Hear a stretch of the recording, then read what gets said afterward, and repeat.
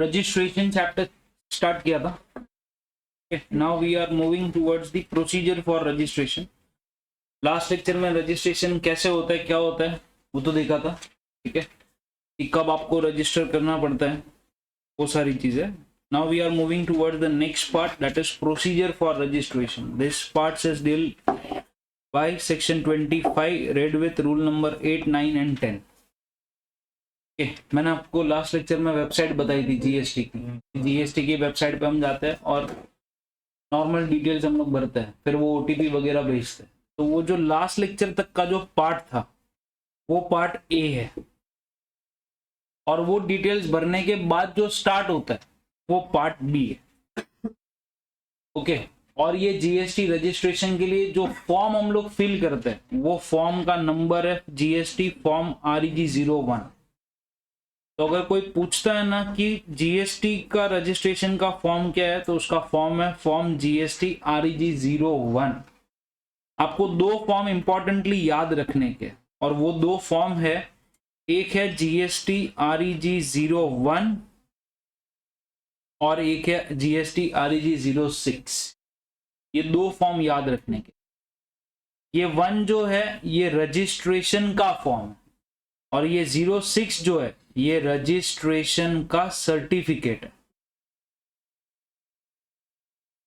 Okay, तो अगर किसी भी शॉप वगैरह में जाओगे ना तो मैंडेटरी होता है जीएसटी नंबर लगाना और जीएसटी का सर्टिफिकेट लगाना. तो उसका जो जीएसटी का सर्टिफिकेट लगाया होगा उस पर अगर आप रीड करोगे तो वो फॉर्म जीएसटी REG06 होगा. नाउ ये जो भी प्रोसीजर है, ये प्रोसीजर इन लोगों को एप्लीकेबल नहीं है. कौन लोग है जिनको ये एप्लीकेबल नहीं है? तो ये है non resident taxable person. NRTP को ये प्रोसीजर एप्लीकेबल नहीं है. फिर जिनको टीडीएस काटना होता है 51 में, जिसको टीसीएस कलेक्ट करना होता है 52 में, या तो फिर OIDR वाली सर्विसेज वाला जो लोग होता है उसको, and person supplying online money gaming from a place outside India to a person in India refer to in 14A of the IGST act. इन लोगों को एप्लीकेबल नहीं है क्योंकि इनके लिए सेपरेट रजिस्ट्रेशन वगैरह सब दिया हुआ है. Okay, now facilitation centre. Facilitation centres का मतलब है, जीएसटी डिपार्टमेंट बोलता है हमको पता है कि हर किसी के पास चार्टर्ड अकाउंटेंट नहीं हो सकते, या तो हर कोई अपना चार्टर्ड का सर्विस नहीं ले सकता. सो हमने अलग अलग जगह पे क्या किया हुआ है, फैसिलिटेशन सेंटर रखे हुए, जहां पे आप जाके फॉर्म डॉक्यूमेंट जो भी भरने हैं वो भर सकते हो.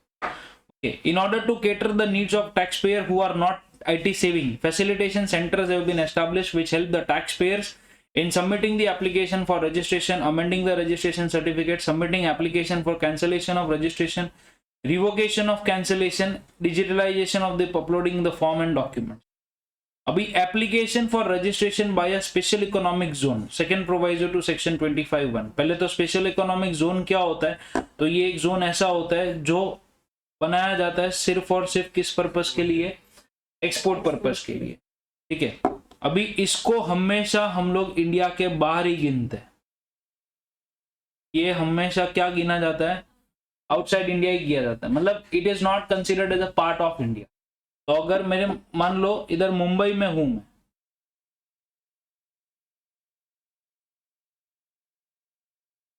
इधर मुंबई में हूं और ये अंधेरी है. मुंबई किधर हूं मैं, लेटेस्ट से मैं मलाड में हूं, और ये अंधेरी कौन सा एरिया है, ये सिप्स का एरिया है. ये सिप्स जो जगह है ना, ये जगह SEZ है अंधेरी में. जैसे अंधेरी वेस्ट में उतरोगे तो आपको बहुत सारी बसेस ऑटोज वगैरह मिलेगा जो सिप्स के नाम बोलती होती है, सिप्स सिप्स सिप्स सिप्स. वो जो सिप्स जो प्लेस है वो प्लेस SEZ है मुंबई में. ओके, तो यहाँ पे अगर मैंने मलाड से इधर अंधेरी में कुछ भी सिप्स में भेजा ना गुड्स, तो इसको बोला जाता है डीम्ड एक्सपोर्ट. क्या बोला जाता है इसको, डीम्ड एक्सपोर्ट. तो ये भी नील रेट पे टैक्स होता है.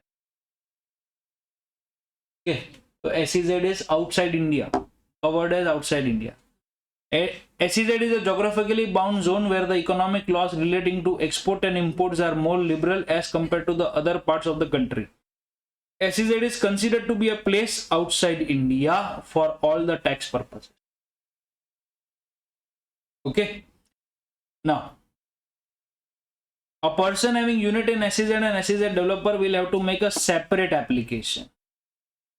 तो मेरी दो अगर जगह है, ठीक है, एक मेरा प्रिंसिपल प्लेस ऑफ बिजनेस समझो विरार के अंदर, और दूसरा जगह ये मेरा ये सिप्स में है, तो मुझे इसके लिए अलग से रजिस्ट्रेशन लेना पड़ेगा और ये SEZ के लिए अलग से रजिस्ट्रेशन लेना पड़ेगा. For registration as a distinct from his place of business located outside SEZ in the same state or union territory, thus there may be a case where two units of a taxpayer are located in the same state or union territory. One in SEZ and another is outside the SEZ. In that case, separate registration have to be obtained for each of the two separate states of business. ठीक है, जैसे Suvarna industries engage in manufacturing activities in Uttar Pradesh. It has two manufacturing unit in UP, one in SEZ and another in outside SEZ. तो दोनों के लिए उसको क्या करना पड़ेगा, सेपरेट रजिस्ट्रेशन लेना पड़ेगा. ओके, अभी प्रोसीजर फॉर रजिस्ट्रेशन क्या है, तो सबसे पहले जो हम लोग ने लास्ट लेक्चर में वेबसाइट पे देखा था वो पार्ट दिया हो, इसको पार्ट 1 बोलते हैं. ओके, हम लोग पार्ट ए फॉर्म फिल करेंगे for the form GST REG 01. क्या करेंगे हम लोग, हमारा पैन कार्ड डालेंगे, वो पैन कार्ड वो लोग क्या करेंगे, वैलिडेट करेंगे, और वो वैलिडेट करने के बाद मोबाइल नंबर ईमेल एड्रेस पे अपने को क्या आएगा, OTP आएगा. फिर वो लोग हमको एक नंबर देंगे जिसको हम लोग बोलते हैं temporary reference number, TRN number बोलते हैं. ओके, फिर वो TRN जैसे ही हमारे पास आ जाएगा वैसे ही हम लोग एक फॉर्म दूसरा ओपन करेंगे, उसको बोलते हैं पार्ट बी. मैंने आपको लास्ट लेक्चर में जो बताया था वो पार्ट ए है. ठीक है, मेरा रेस्ट्रिक्शन है कि मैं पार्ट बी पे नहीं लेके जा सकता, मेरे पास TRN पड़े हुए क्लाइंट्स के, बट कॉन्फिडेंशियल डेटा होता है इसलिए मैं TRN पे नहीं लेके जाऊंगा. तो पार्ट बी का जो एप्लीकेशन है उसमें आपके बाद में चिट्ठे पिट्ठे सब डालने पड़ेंगे. मतलब आपका कॉन्स्टिट्यूशन ऑफ बिजनेस क्या है, कॉन्स्टिट्यूशन ऑफ बिजनेस मतलब आप प्रोप्राइटरशिप में काम कर रहे हो, पार्टनरशिप में काम कर रहे हो, कंपनी हो, LLP हो, क्या हो. ठीक है, जुरिस्डिक्शन, जुरिस्डिक्शन मतलब कहाँ पे काम करने वाला, जैसे विरार हो गया तो विरार हमारा एक जुरिस्डिक्शन हो गया. ऑप्शन फॉर कंपोजिशन, तुमको पूछा जाता है पहले ही दिन पे पोस्ट दिया जाता है, भाई तुमको कंपोजिशन स्कीम चाहिए क्या, ऐसा. Date of commencement of business, आपने बिजनेस कब से शुरू किया. रीजन टू ऑब्टेन रजिस्ट्रेशन, अलग अलग रीजन होते हैं रजिस्ट्रेशन ऑब्टेन करने के, जैसे मैं वॉलेंटरी रजिस्ट्रेशन में जाना चाहता हूँ, या तो फिर भाई मेरा टर्नओवर 40 लाख के ऊपर चला गया इसलिए मैं जाना चाहता हूँ, ऐसा कुछ. फिर address of principal place of business, just like मैंने लास्ट लेक्चर बोला था, विरार को मैं मेन ब्रांच मानता हूँ, बाइंदर को मैं सब ब्रांच मानता हूँ, तो मैं विरार को प्रिंसिपल प्लेस ऑफ बिजनेस बताएगा और बाइंदर को एडिशनल प्लेस ऑफ बिजनेस बताएगा. Okay, details of additional place of business, तुम्हारी बैंक अकाउंट्स जो रहेंगे वो देने के, और डिटेल्स ऑफ ऑथोराइज सिग्नेटरी, ये सब काम काज करने के लिए किसी बंदे को अपॉइंट किया है तो वो, नहीं किया है तो खुद ही. ओके, और आधार ऑथेंटिकेशन, आधार वाला जो नंबर होता है आधार कार्ड वाला, वो आधार ऑथेंटिकेशन नंबर डाल के उस पर वापस से एक OTP जनरेट होगा, वो सारी चीजें. ठीक है, on receipt of such application an acknowledgement in the prescribe form shall be issued to the applicant electronically. एक एक्नॉलेजमेंट नंबर आता है, उस एक्नॉलेजमेंट नंबर से आप क्या कर सकते हो, ट्रैक कर सकते हो कि आपका रजिस्ट्रेशन का प्रोसीजर कहां तक पहुंचा है. कैजुअल टैक्सेबल पर्सन जो होता है उसको TRN जो मिलेगा वो TRN से उसको क्या करना पड़ता है, एडवांस डिपॉजिट कुछ करना पड़ता है. ये सारी चीजें बाद में आएगा वापस से, तब बताओ. Application shall be forwarded to what, proper office. अभी आपका प्रोसीजर खत्म हो गया, आपने क्या किया, आपने पार्ट ए भर दिया, पार्ट बी भर दिया, अभी ये सारी चीजें जाएगी किसके पास, ऑफिसर के पास. अभी ऑफिसर दो बातें चेक करता है कि आपने जो रजिस्ट्रेशन करा है वो रजिस्ट्रेशन सही है या नहीं है. ठीक है, तो अभी प्रोसीजर फॉर रजिस्ट्रेशन के अंदर क्या है, तो ये चीज है. इसमें रोटेट कैसे होता है, ये होगा क्या रोटेट, क्या टैब रोटेट करूं, फिर वो कर दी.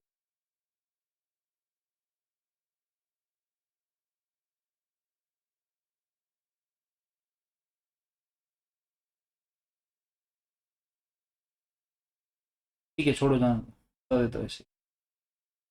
कैसे मेरे को समझ में आएगा, तुमको थोड़ी समझ. हाँ देखो इधर, ये प्रॉपर ऑफिसर के पास पार्ट 2 में सारी चीजें जब चली गई तो ये proper officer examine the application and accompanying documents. वो प्रॉपर ऑफिसर जो भी आपके डॉक्यूमेंट्स वगैरह उसको मिले वो डॉक्यूमेंट्स वो क्या करेगा, चेक करेगा. अभी चेक करने के बाद उसको क्या पता चलेगा कि आपने जो डॉक्यूमेंट्स दिए थे वो जैसे चाहिए GST वालों को क्या वैसे है. अगर है तो आपको 7 दिन में वो क्या कर देगा, रजिस्ट्रेशन दे देगा। कितने, 7 वर्किंग डेज में, 7 वर्किंग डेज में from the date of submission of application without site verification. Without site verification का मतलब होता है वो तुम लोग तुम्हारी जगह देखने आते, आप कौन सी जगह से क्या कर रहे हो बिजनेस, नहीं ना कि भाई असलियत में है या नहीं है, क्योंकि आजकल कैसा फ्रॉड बहुत होते हैं, तो इसके लिए वो साइट वेरिफिकेशन के लिए आते हैं। अब हो सकता है यस है, registration is granted with in 30 days of application after verification of site and prescribe document. अभी दो बातें इधर है, एक है कि जहां पे वो साइट वेरिफिकेशन करेगा, साइट वेरिफिकेशन जो है वो यस है या तो नो है। यस अगर हुआ मतलब साइट वेरिफिकेशन वो करने आएंगे, तो हर बार नहीं आते, 3 केस होता तो ही आता है। ओके, मान लो आपका आधार कार्ड आपने ऑथेंटिकेट नहीं करवाया या तो आधार कार्ड की डिटेल नहीं डाली, तो ये बंदा आपके इधर आ सकता है। अगर सारी डिटेल्स परफेक्ट है तो ये आएगा नहीं, तो 7 दिन में तुम्हारा मामला खत्म हो जाए। बट अगर नहीं किया तो खत्म नहीं होएगा बॉस। तो अभी देखो ये 30 दिन का पीरियड कब लगेगा, व्हेन दिस 30 डेज का पीरियड विल बी अप्लाइड। तो ये 30 डेज का पीरियड लगने के पीछे where applicant fails to undergo Aadhaar authentication or he does not opt for what, Aadhaar authentication. और या तो आपके प्रिंसिपल ऑफिसर को लगता है नहीं भाई इसका वेरिफिकेशन करना बहुत ही जरूरी है, ओके, मान लो उसके प्रिंसिपल ऑफिसर के बच्चे ने रात को कोई गिफ्ट मांगा रहेगा और वो गिफ्ट 5-6 हजार का रहेगा, तो वो प्रिंसिपल ऑफिसर आपके वेरिफिकेशन के लिए आ सकता है। Where a person who has undergone Aadhaar authentication is identified a common portal based on risk data analysis and risk parameter to carry outside verification। अभी ये क्या है, इनका है ना एक रिस्क पैरामीटर का इन्होंने एक सिस्टम बना के रखा है। जैसे फॉर एग्जांपल मैंने रजिस्ट्रेशन के लिए अप्लाई किया, ये रजिस्ट्रेशन के लिए डेटा गया, मैंने आधार ऑथेंटिकेशन भी कर दिया, मतलब मैं तो अच्छा बच्चा बन के चल रहा हूं सब कुछ, ओके। बट प्रॉब्लम क्या हुआ, ये आधार कार्ड के नाम पे अभी इनका सिस्टम तो क्या, गवर्नमेंट का सिस्टम तो पूरा इंटरलिंक्ड होता है, ओके। और आधार कार्ड के जैसे ही उधर ऑथेंटिकेशन के लिए डाला ना, उस आधार कार्ड का नंबर पे क्लिक करते ही पता चला मेरे ऊपर तो 3 FIR लॉन्च हो चुके, 2 FIR फ्रॉड के, 1 FIR किसी और चीज का है, ये 2 क्लोज हो चुके हैं, ये एक अभी भी ऑन गोइंग चल रहा है और मेरे को बेल मिली हुई है। और मैं बोलता ये तो साला ऑलरेडी नालायक बंदा है,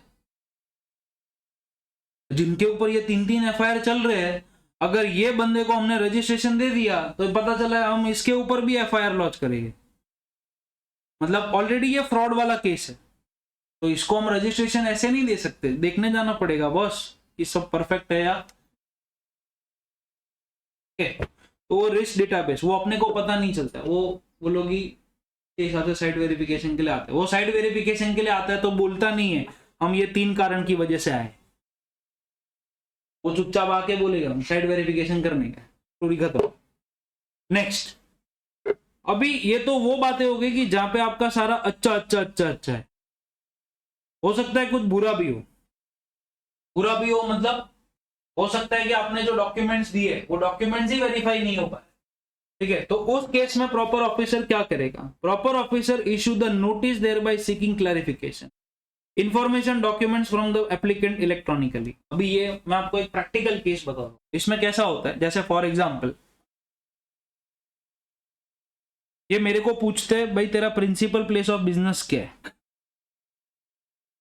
ठीक है। मैं बोला भाई मेरा principal place of business shop number ये है, ठीक है, ये मेरा ऑफिस है, ठीक है।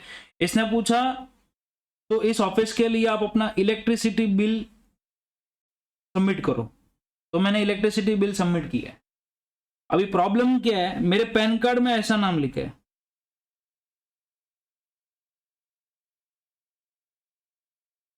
मेरे पैन कार्ड में ऐसा नाम लिखा है और मेरे इलेक्ट्रिसिटी बिल में ना ऐसा नाम लिखा है,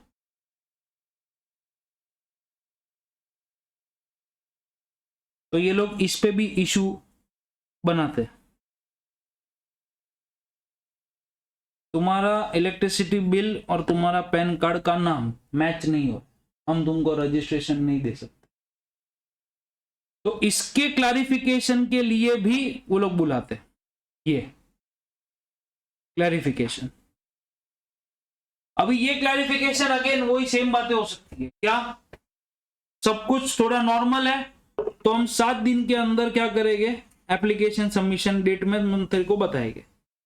नहीं है तो 30 डेज, नहीं है कि 3 केसेस वही सेम जो उधर थे। क्या बोल रहा हूं, समझ रहे क्या? ठीक है। अब within 30 days from the application submission date, 7 working days from the application submitted date.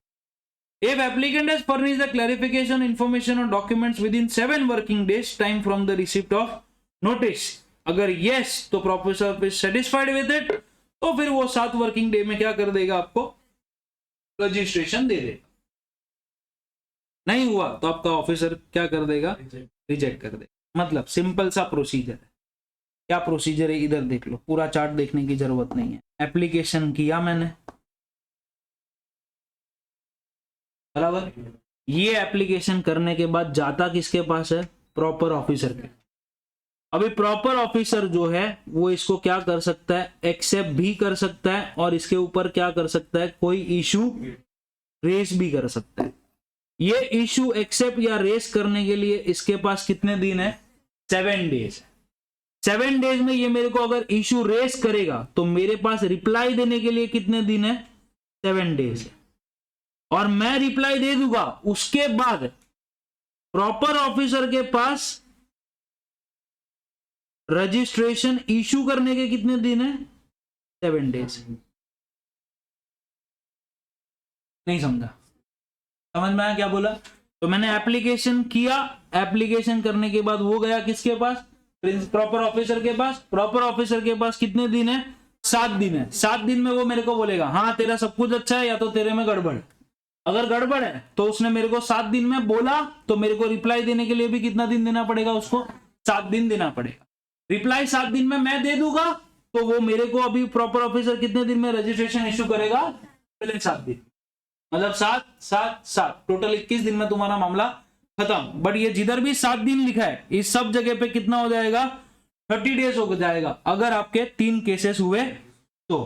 क्या 3 केसेस हुए, आपने आधार ऑथेंटिकेशन नहीं करवाया, या तो फिर आपका प्रॉपर ऑफिसर चाहता है कि रजिस्ट्रेशन के लिए हम लोग साइट वेरिफिकेशन करें, और या तो फिर आप किस में आ रहे हो, रिस्क कैटेगरी के अंदर फॉल हो रहे हो। ठीक है, तो ये प्रॉपर ऑफिसर आपका क्या कर सकता है, साइट वेरिफिकेशन कर सकता। खत्म, समझ में आया?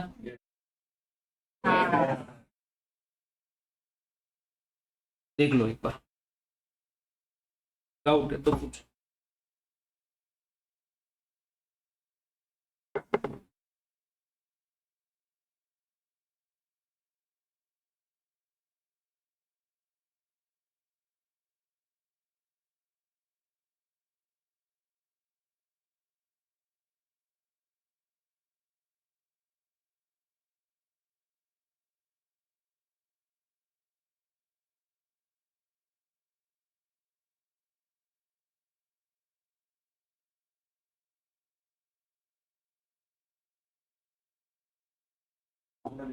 नहीं नहीं, आउटसाइड रहेगा तो रजिस्ट्रेशन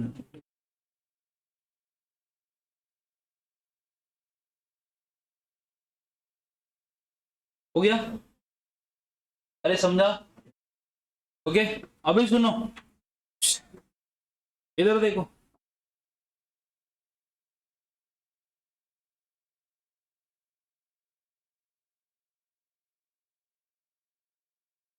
ये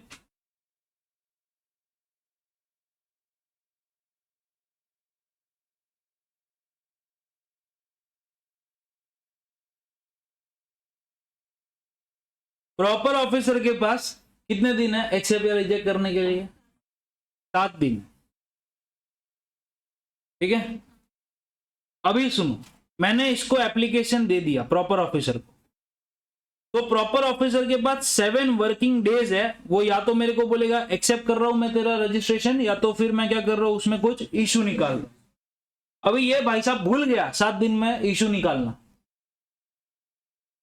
7 दिन में इश्यू निकालना भूल गया, मतलब आज वो 7 दिन खत्म हो रहे, 17, आज वो 7 दिन खत्म हो रहे और मेरे को ये 7वें दिन तक कुछ भी नहीं आया, ना क्लैरिफिकेशन आया, ना क्लैरिफिकेशन आया, ना एक्सेप्टेंस आया। अरे क्लैरिफिकेशन के लिए ही तो इश्यू होता रहे, ना क्लैरिफिकेशन के लिए आया ना एक्सेप्टेंस आया, कुछ भी नहीं आया। अगले दिन से तू मान ले कि तेरा जीएसटी रजिस्ट्रेशन हो गया, डीम्ड अप्रूवल।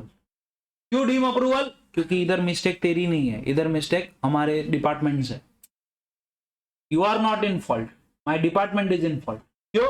क्योंकि मेरे डिपार्टमेंट के ऑफिसर ने तेरे को क्या नहीं दिया, ना एक्सेप्टेंस दिया है, ना ही क्लैरिफिकेशन के लिए कुछ इशू किया है। ये देखो इधर, deem approval of application. If the proper officer fails to take any action in the following cases, in case where a person is covered in B above, B above मतलब ये वाले लोग, ये देखो ये 3 जन, फ्रॉड वाला और वो B above, तो 30 दिन के अंदर उसको देना चाहिए था सब कुछ, उसने नहीं इशू किया, तो deem approval. In case person is covered in above, a above, सब कुछ अच्छा है, तो 7 दिन में।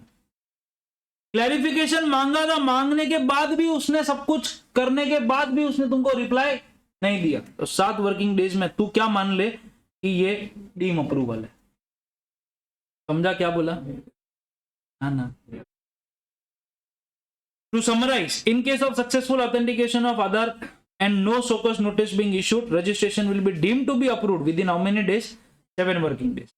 If other authentication is not opted for or other authentication fails in invalidation and PO deems it fit to carry outside verification and no SOCOS notice is issued, registration will be deemed to be approved within how many days? 30 days. Tax officer can issue SOCOS notice within 7 working days for the grant of registration in case of an unsuccessful other authentication. In case when taxpayer do not opt to provide other when the other authentication fails, तो 30 दिन के अंदर उसको SOCOS notice देना होता है। Applicant can submit the reply within how many days? 7 working days of the SOCOS notice. अब ये आधार ऑथेंटिकेशन होता किस तरीके से? सिंपल सा चीज है, इतना बड़ा प्रोसीजर लिखा हुआ है, वो प्रोसीजर मैं पढ़ने नहीं वाला हूँ, वो प्रोसीजर आपको घर पे बैठ के पढ़ने आराम से, कुछ है नहीं उसके अंदर, सिंपल सा चीज है। ये फॉर्म है, ये फॉर्म है, ये फॉर्म में जब भरूंगा तो मैं अपना आधार कार्ड का जो नंबर रहेगा ना, वो नंबर में इस पे डालू, मेरे को इधर से आएगा एक ओटीपी, ये ओटीपी से ये होएगा अप्रूव, फिर मेरे को जीएसटी डिपार्टमेंट से आएगी एक लिंक, उस लिंक पे मेरे को क्लिक करने का, क्लिक करके वापस से मेरे को मेरा आधार नंबर डालने का, और वो आधार नंबर से वापस से क्या जनरेट होएगा? ओटीपी डाला, खत्म, प्रोसीजर खत्म। इसको बोलते हैं आधार ऑथेंटिकेशन।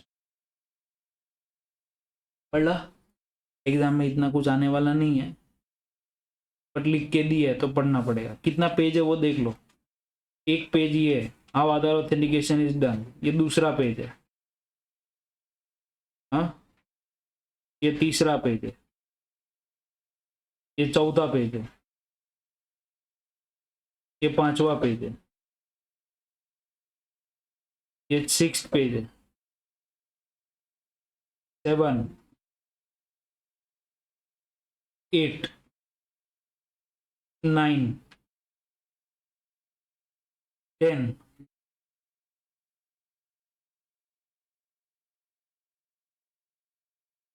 11। 11 मतलब इतना ही, 11 में तो इतना ही, ओके। इतना सिर्फ एक बार मेरे लिए रीड कर लेना, और कुछ नहीं समझे तो मेरे को बताना, मैं नहीं पढ़ेगा ये चीज। आधार ऑथेंटिकेशन में प्रोसीजर समझा दिया, अभी वो प्रोसीजर में क्या है, अलग अलग डिवीजन करके दिया, मतलब प्रिंसिपल प्लेस ऑफ बिजनेस का आधार ऑथेंटिकेशन के लिए आपने ऑप्ट किया है नहीं किया है तो क्या करने का, ऑलरेडी रजिस्टर्ड बंदा है, उसने आधार कार्ड रजिस्ट्रेशन के टाइम पे नहीं डाला था, अभी डालना चाहिए था पर अभी भी नहीं डाला है, तो वो आधार ऑथेंटिकेशन कैसे करेगा, वो सब प्रोसीजर लिखा हो। Okay, I am not going into that part. पढ़ लोगे पक्का? श्योर? अभी क्या है, issuance of registration certificate. Registration certificate issue जो होता है वो कौन से फॉर्म में होता है, मैंने आपको बताया फॉर्म GST RAG 06 में। ये रजिस्ट्रेशन सर्टिफिकेट कुछ ऐसा दिखता है, कुछ इस तरीके से दिखता है रजिस्ट्रेशन सर्टिफिकेट। ओके, क्या है अभी इसके अंदर? तो सबसे पहला जो पार्ट है ये स्टेट कोड। स्टेट कोड का मतलब है 27, हमारा महाराष्ट्र का कोड है 27। ओके, पैन जो है ये इधर तुम्हारा पूरा 10 डिजिट का पैन कार्ड आता है, जैसे ही मेरा पैन कार्ड नंबर है FLRPG2350H, ट्रेस मत करना। फिर इधर एंटिटी कोड है। एंटिटी कोड मतलब क्या बिजनेस कर रहे हो, ओके, मतलब प्रोपराइटर हो, पार्टनरशिप हो, ऐसा। तो लेटेस्ट से इधर कुछ 01 या ऐसा कुछ लिखा है मैंने, और इधर चेक सम कैरेक्टर रहेगा, जैसे जेड वेड इधर कुछ रहता है। तो ऐसा पूरा GST का क्या रहता है आपके पास, रजिस्ट्रेशन सर्टिफिकेट नंबर। तो ये GST का सर्टिफिकेट नंबर है। ओके, ये सर्टिफिकेट जो है आपको कभी, that is the GST registration number is communicated to applicant within 3 days after the grant of what, registration. आपको रजिस्ट्रेशन आज मिला तो उसके 3 दिन के अंदर आपको ये रजिस्ट्रेशन सर्टिफिकेट मिल जाता है, जनरली उसी दिन आ जाता है। ठीक है, कहां पर ये डिस्प्ले करने का आपको, तो हर एक आपके प्रिंसिपल प्लेस ऑफ बिजनेस या तो एडिशनल प्लेस ऑफ बिजनेस जो रहेगा उस पर आपको क्या करने का, रजिस्ट्रेशन सर्टिफिकेट दिखाने का। अभी एक चीज है जिसको हम लोग बोलते हैं इफेक्टिव डेट ऑफ रजिस्ट्रेशन। इधर देखो,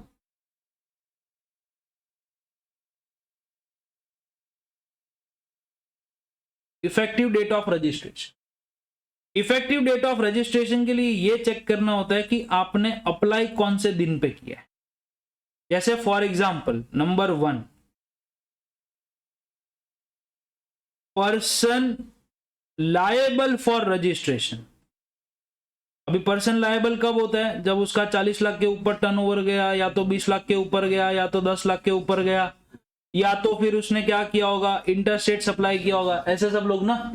तो अगर आप लायबल हो तो आपको रजिस्ट्रेशन के लिए अप्लाई करना चाहिए। रजिस्ट्रेशन के लिए आपको क्या करना चाहिए, अप्लाई। कितने दिन में, विद इन 30 days। और अगर अभी 2 बातें हो सकती है, या तो 30 days में अप्लाई करेगा, या तो 30 days में अप्लाई, अगर 30 days में अप्लाई किया तो तुम्हारा इफेक्टिव डेट जो होगा, इफेक्टिव डेट जो होगा मतलब रजिस्ट्रेशन के ऊपर जो सर्टिफिकेट का डेट आएगा, इफेक्टिव डेट, वो आएगा date when liable. Date when what, मिसाल के तौर पर अगर मान लो आज 17 जनवरी को मैं लायबल हो जाता और मैं 19 जनवरी को अप्लाई कर देता हूं, मैं 19 जनवरी को क्या कर देता हूं, अप्लाई कर देता हूं, और मेरे को मान लो सर्टिफिकेट जो है, मेरे को सर्टिफिकेट रिसीव हुआ ऑन 31 जैन। मेरे को सर्टिफिकेट कब आया, 31 जनवरी को आया। तो पर सर्टिफिकेट का आने का डेट 31 जनवरी, मतलब मेरे को 31 जनवरी को बताया गया कि GST में आपका स्वागत है। पर वो स्वागत कौन से दिन से हुआ रहेगा, वो स्वागत हुआ रहेगा मेरा 17 जनवरी से। कब से हुआ रहेगा, 17 जनवरी से। बट अगर मैंने रजिस्ट्रेशन करने में कुछ भी कांड किया, मतलब नो, तो फिर मेरा इफेक्टिव डेट क्या रहेगा, तो फिर मेरा इफेक्टिव डेट रहेगा date when registration is granted. Registration is granted मतलब मेरे को कब आया, 31 जनवरी। समझ में आया? और मैं लायबल नहीं था अदर केसेस है। अदर केसेस है मतलब जैसे एग्जांपल मैं वॉलेंटरीली रजिस्टर करने गया, तो फिर मेरे को क्या अप्लाई हो जाएगा, ये date when registration is granted. समझा? देखो इधर बेटा, अगर आप 30 दिन में अप्लाई कर देते हो from the date when becomes liable to what, register, तो date and which person becomes liable to register. और अगर 30 दिन के बाद अप्लाई करते हो तो फिर क्या आएगा, date of grant of registration. Understood this? ये एग्जांपल समझ में आया? Yes no? मेरे को ना आवाज दिया करो, क्योंकि मेरे को आवाज नहीं आता, मेरे को समझ में नहीं आता तुम लोग को समझ रहा है कि नहीं समझ रहा। और मेरे को अगर नहीं समझा ना तो मेरा दिमाग खराब होता है फिर, मतलब मेरे को ऐसा लगता है कि मैं पढ़ा ही नहीं रहा। तो दो चीजें हो सकती है, या तो मैं डम्ब है या तो तुम डम्ब है। First one is word ab initio. समझा? चलो देखते 20th वाला एग्जांपल देखो। Sugam services limited is engage in the taxable supply of service in Madhya Pradesh. Underline taxable supply of service. ये सबसे क्या पता चलता है, लिमिट क्या होगी। Taxable supply of service in Madhya Pradesh. The turnover of Sugam service limited exceed 20 lakhs on 1 November. 1 नवंबर को भाई साहब का टर्नओवर इंक्रीज हो गया, तो रजिस्ट्रेशन लेना चाहिए था। कब से लेना चाहिए था? 1 नवंबर से कितने दिन में अप्लाई करना चाहिए इसको? 30 डेज में अप्लाई करना चाहिए। अभी चेक करते उसने कभी अप्लाई किया। It is liable to get registered by 1 December, मतलब 30 दिन उसका 30 दिसंबर को खत्म होता है, तो 30 दिसंबर तक उसको अप्लाई करना चाहिए। वो भाई साहब ने 28 नवंबर को अप्लाई किया। 30 दिन में अंदर किया बाहर किया? अंदर किया। तो उसका जो रजिस्ट्रेशन सर्टिफिकेट उसको मिला वो तो 5 दिसंबर को आया। पर मेरे को बता उसमें जो इफेक्टिव डेट होगा वो क्या रहेगा? परफेक्ट 1 नवंबर, बराबर, जिस दिन से लायबल हुआ था उस दिन से। चल मेरे को अभी इसमें बताओ, अगर अबव एग्जांपल के अंदर भाई साहब ने अप्लाई 3 दिसंबर को किया है तो क्या होगा? जिस दिन से ग्रांट हुआ उस दिन। अभी इसको रजिस्ट्रेशन सर्टिफिकेट आया 10 तारीख को, तो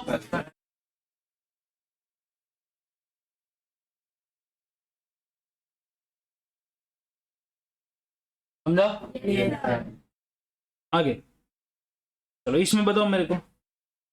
ये फर्स्ट वाले एग्जांपल में आंसर मत देखना,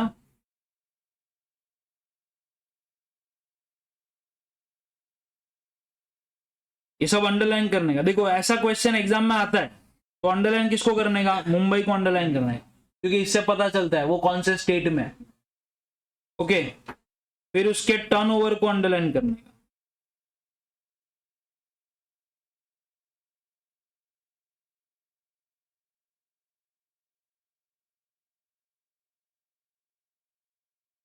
हाँ 1 अगस्त, क्योंकि भाई साहब ने अप्लाई कब कर दिया था?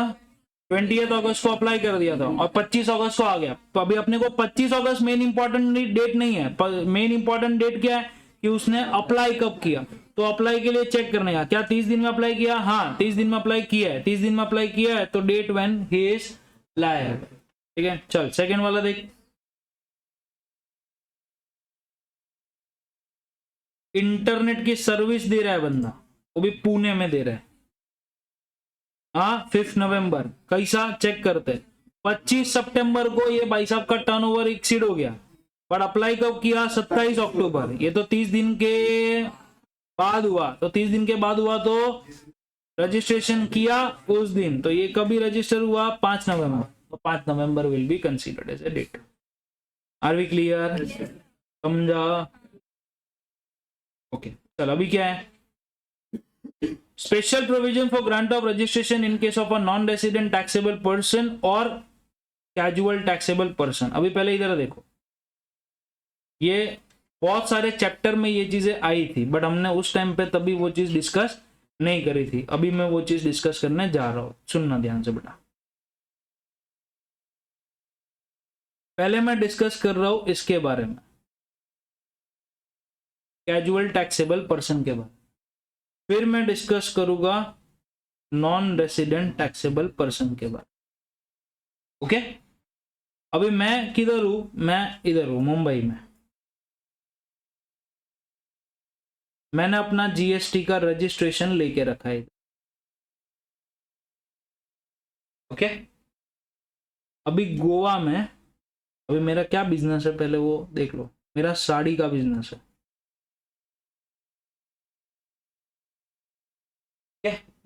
अभी गोवा में एक साड़ी का बहुत बड़ा एग्जीबिशन है। ठीक है, तो मेरे को ये एग्जीबिशन में मेरा स्टॉल लगाने का है,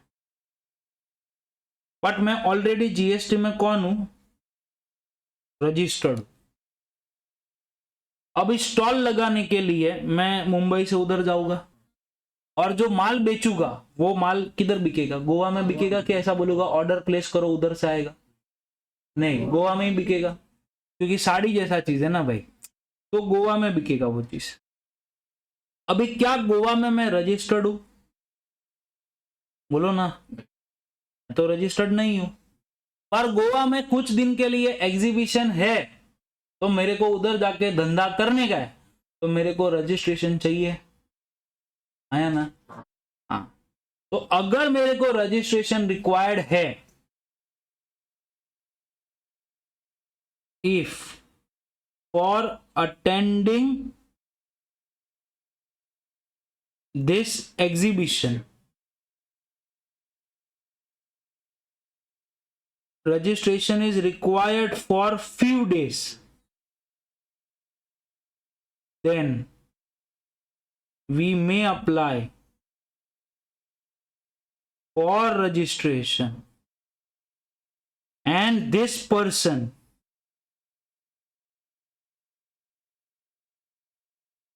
will be called as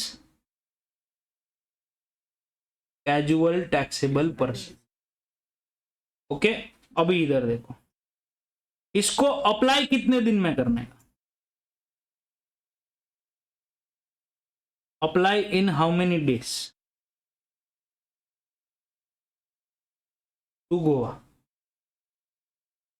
Goa में कितने दिन के अंदर अप्लाई करने का? At least 5 days prior to commencement। Commencement होने के एटलीस्ट 5 दिन पहले पहले मेरे को क्या ले लेने का? रजिस्ट्रेशन ले लेने। समझा?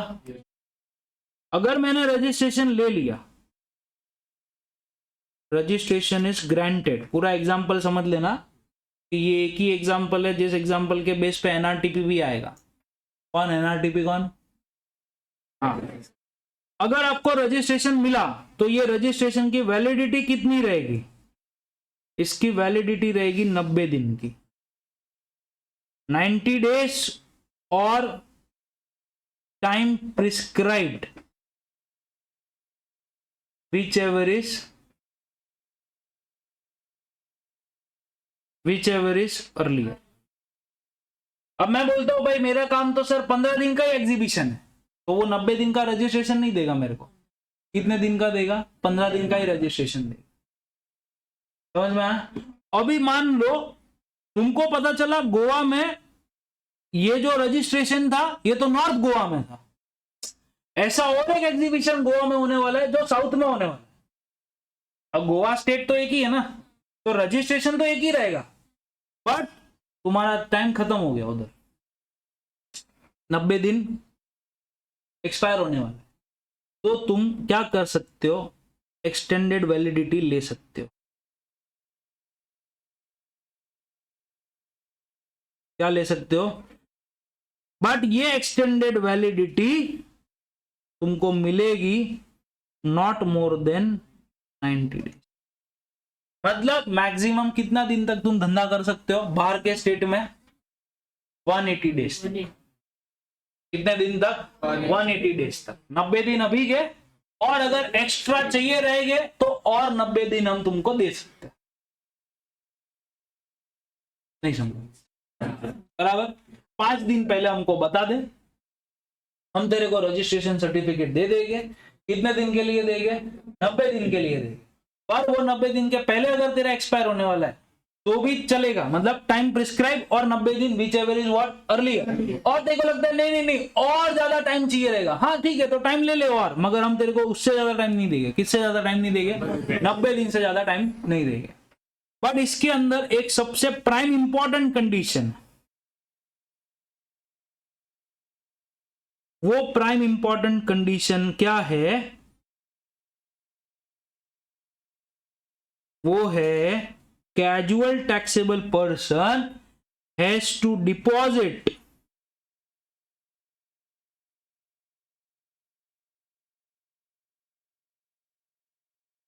सम amount of GST as advance. तुमको तुम्हारी लायबिलिटी का कुछ अमाउंट एडवांस डिपॉजिट करना पड़ेगा। ओके अभी वो कितना हो सकता है, वो कितना भी हो सकता है, 100 रुपया भी हो सकता है, 10 रुपया भी हो सकता है, 1 रुपया भी हो सकता है, 5 रुपया भी हो सकता है। वो तेरे को पता, तेरा धंधा कितना होने वाला है, उसके हिसाब से तू हमको पैसा देते, बट एडवांस देना जरूरी है। एडवांस देना नहीं देगा तेरे को रजिस्ट्रेशन सर्टिफिकेट ही नहीं मिलेगा। ये same to same procedure applicable है एनआरटीपी को,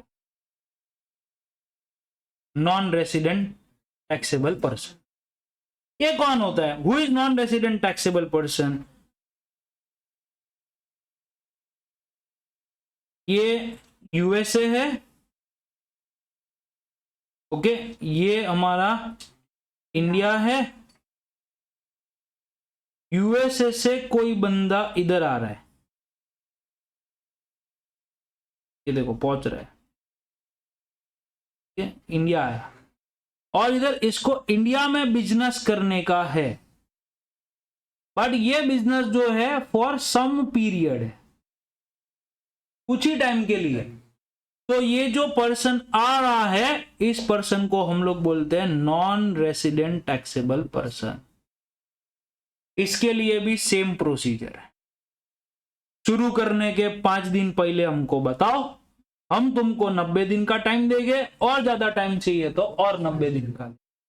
इसको वैसे तो आईटीसी में पढ़ा था, बट इधर वापस से लिख रहा हूं, इसको कोई भी आईटीसी मिलता नहीं है, खाली एक आईटीसी इसको मिलता है। Perfect, very good, ITC on import, very good. इसका आईटीसी इसको मिलेगा, बाकी कोई टाइप का आईटीसी इसको मिलेगा नहीं। खत्म थियरी।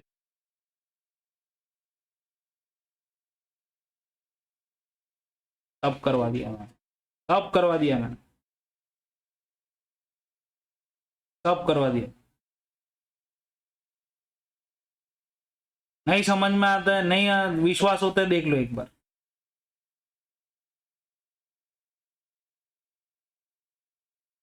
ठीक है, मेरे को नहीं पता तुम लोग ये मेरी नोट्स लेते हो या नहीं लेते हो, पर बहुत भारी है।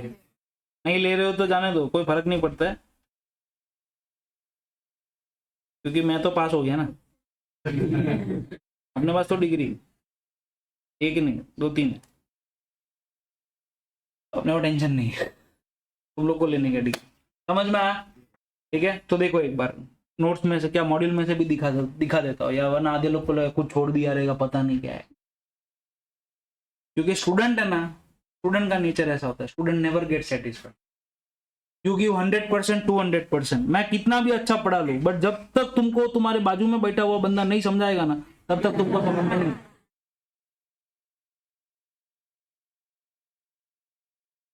क्योंकि जो एबिलिटी इस बंदे के पास है, वो एबिलिटी इधर चेयर पे बैठे हुए बंदे के पास नहीं है। ओके हाँ, सच क्या है, इधर पूरा किताब लिख सकता हूं मैं, स्टूडेंट फिलोसॉफी पे, साइकोलॉजी पे, इतना लोगों को जाना पहचाना है।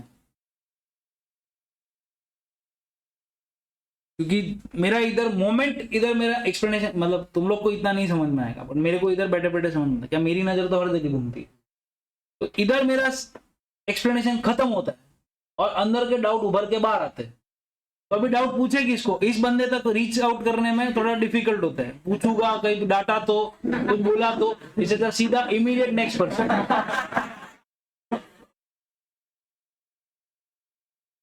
मैं क्या बोल रहा हूँ, 5 दिन बोला बराबर है ना।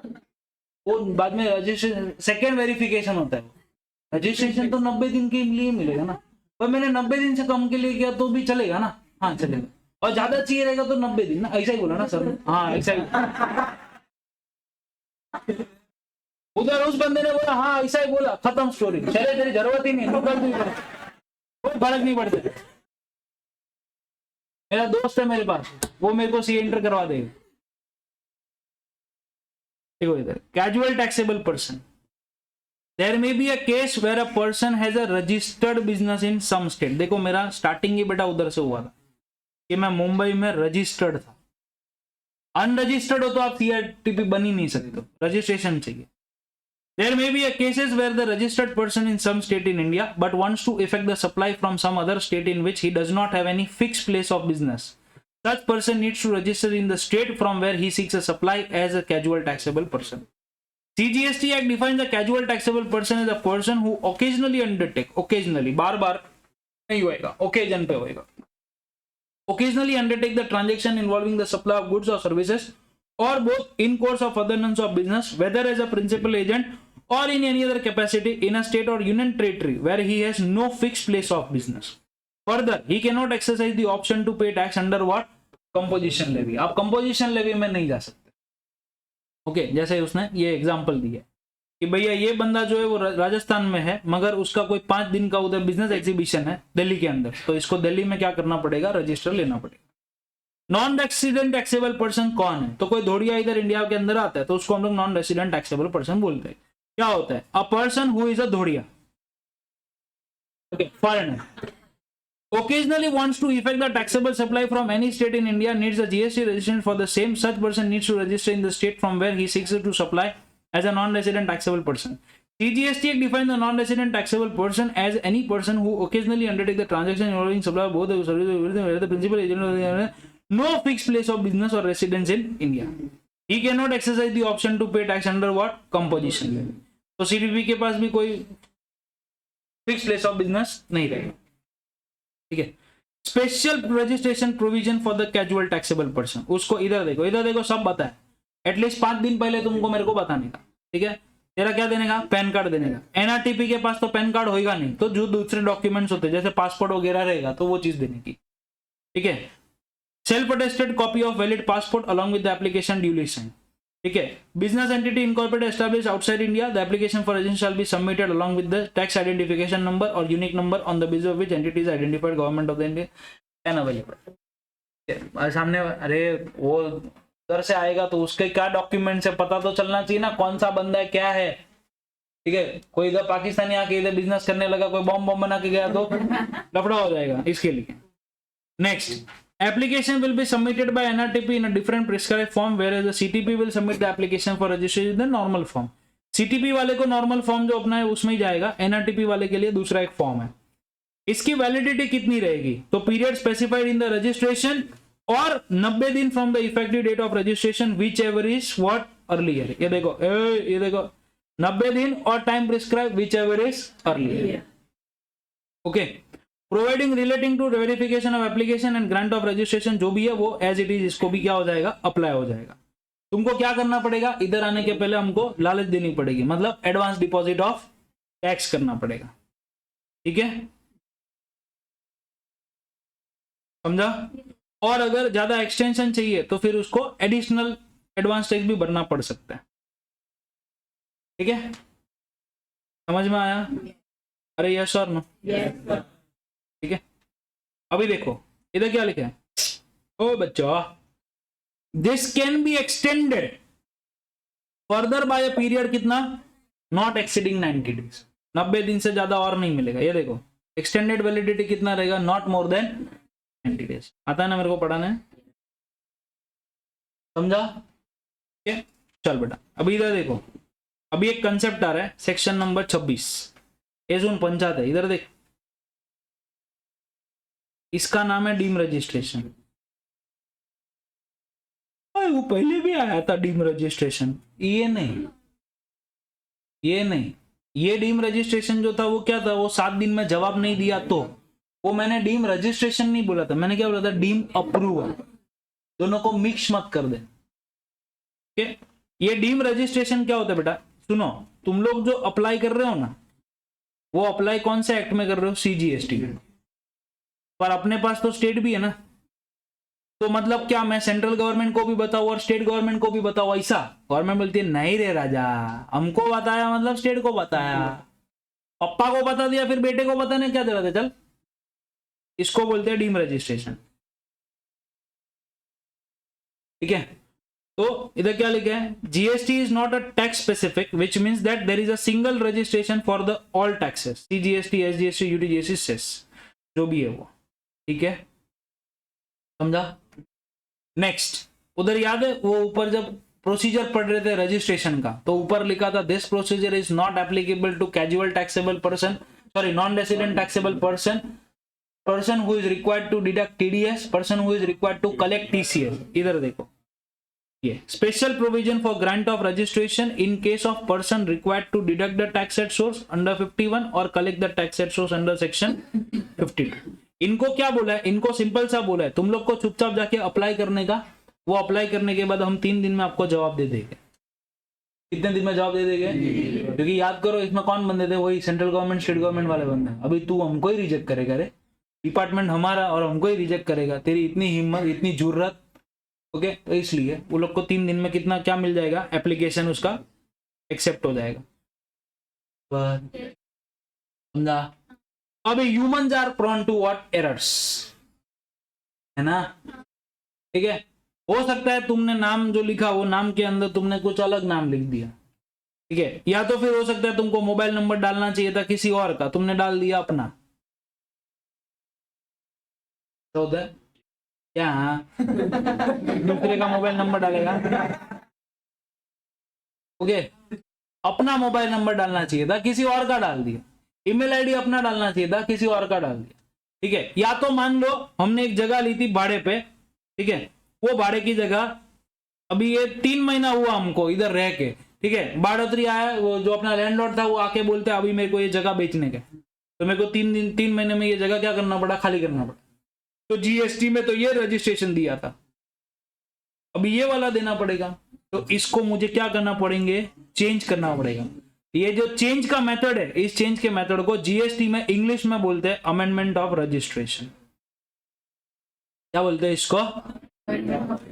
तो जो भी रजिस्टर्ड पर्सन है या तो फिर यूआईएन होल्डर है, याद है UIN unique identification number, last lecture में बोला था कौन होता है? ये जो वो WHO वगैरह जो इधर आके रहते हैं उन लोग होते हैं।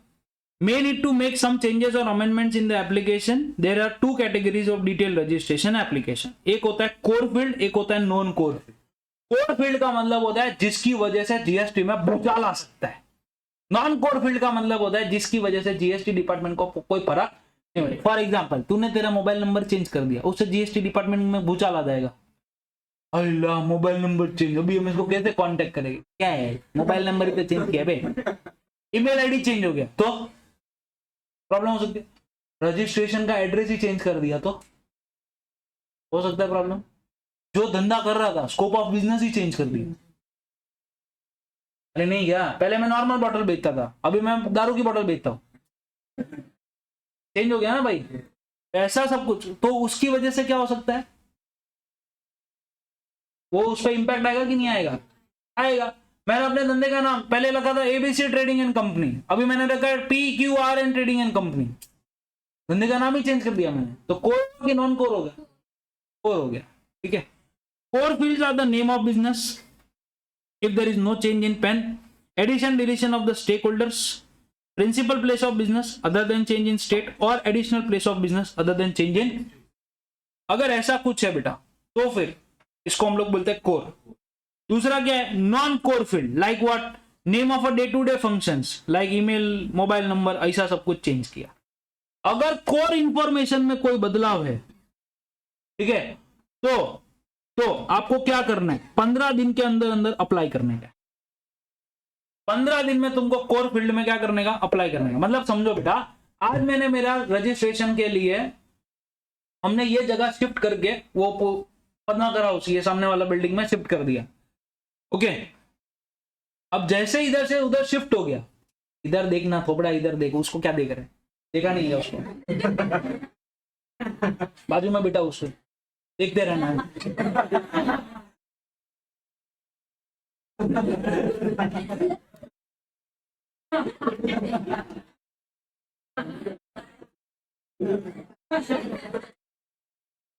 शौक रहता है।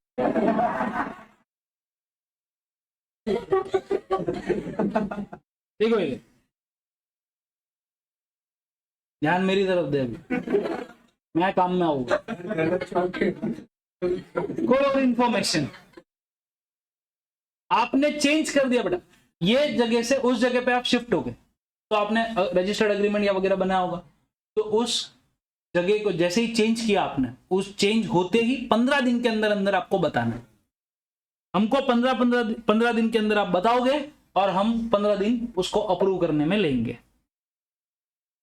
समझ में आया? उधर कितना था, मेन रजिस्ट्रेशन के टाइम पे 7-7 दिन का था ना, इधर 15-15 दिन का स्टोरी है। 15 दिन में तू हमको बता, 15 दिन में हम तेरे को यस बोलेंगे। ओके, नॉन कोर इन्फॉर्मेशन है वो ऐसा ही हो जाएगा, उसके लिए ऑफिसर के पास जाने का जरूरत नहीं, वो ऑटोमेटिकली हो जाता है। ओके, समझा? सेम इधर वापस से वही चीजें लिखी है। Within 15 days of such change along with the documents relating to such change. In case of amendment to core field of information, proper officer may on the basis of information furnished ascertain by him approve or reject the amendments। वो देख के बता सकते कि approve करेंगे या तो reject करेंगे। जैसे डीम क्या था भाई, थोड़ी देर पहले किया, डीम रजिस्ट्रेशन था कि सीजीएसटी में चेंज हुआ तो हर एक में चेंज हो जाएगा, वैसा इधर भी है। Any rejected or approval of amendment in SGST UTGST act shall be deemed to be rejection or approval under what, CGST act. ठीक है। Any particulars of the application for registration shall not stand amended with effect from the date earlier than the date of submission। मतलब जिस दिन submit कर रहे हो उसके पहले के दिन से अमेंडमेंट नहीं होगा। मतलब अमेंडमेंट जो होगा वो प्रोस्पेक्टिव नेचर होगा, रेट्रोस्पेक्टिव नहीं। अभी तुम्हारा एप्लीकेशन 17 तारीख को जा रहा है,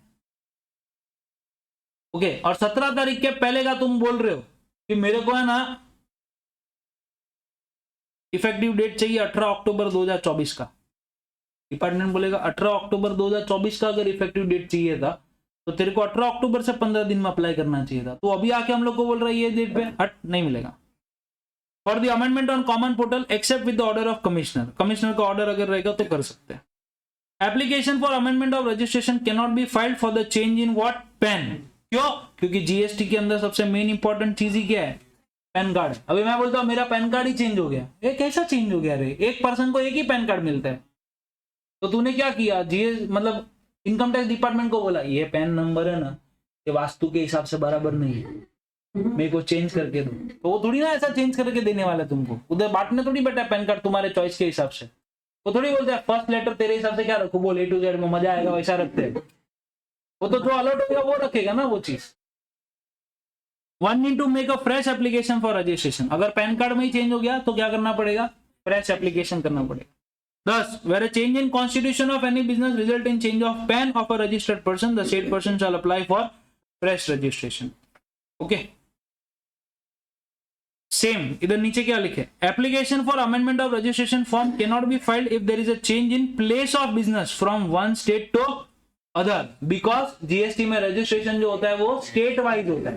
तो ये स्टेट से अगर दूसरे स्टेट में जा रहे हैं, अभी तक तुम बिजनेस कर रहे थे बेटा महाराष्ट्र के अंदर, अभी तुम राजस्थान में जाके बिजनेस करने वाला है, तो महाराष्ट्र में क्या करना पड़ेगा, रजिस्ट्रेशन नंबर कैंसिल करना और राजस्थान में जाके नया पैदा करना। तो ये कोर फील्ड के बारे में बताया। Legal name of business, additional place of business या तो एडिशनल रिटायरमेंट पार्टनर वगैरह का जो कुछ भी रहेगा वो इधर करना पड़ेगा। Change of these two particulars shall be applicable for all the registration of a registered person obtained under the provisions of this chapter on the same PAN। Mobile number, email ID वगैरह जो रहेगा वो directly online ही verification करके हो जाएगा। ठीक है। अभी ये देखो, रजिस्ट्रेशन पर्सन और यूआईएन होल्डर अपना मोबाइल नंबर या तो ईमेल आईडी चेंज करवाना चाहते हैं। ठीक है। Amendment carried out on common portal, registration certificate amendment, PO will serve show cause notice, और अगर सब कुछ बराबर रहा तो 7 वर्किंग डेज के अंदर वो आपको रिप्लाई सेटिस्फैक्ट्री, तो application for amendment shall be what, rejected. अगर नहीं हुआ ओके। ये कौन सा, core field, non core field. अभी ये देखो कोर एरिया, कोर एरिया में आपको क्या बोला था, आपको कितने दिन में हमारे पास आने का, 15 दिन में। ये 15 दिन के पास एप्लीकेशन किधर जाएगा, प्रॉपर ऑफिसर के पास।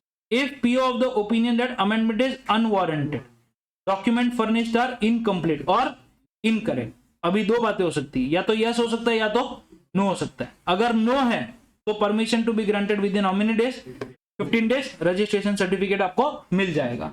अगर ऐसा लगा नहीं भाई इसने जो भी चीजें दी है उसमें अपने को और वेरिफिकेशन करना पड़ेगा, तो वो बेटा क्या करेगा, 15 दिन का मेरे को टाइम देगा।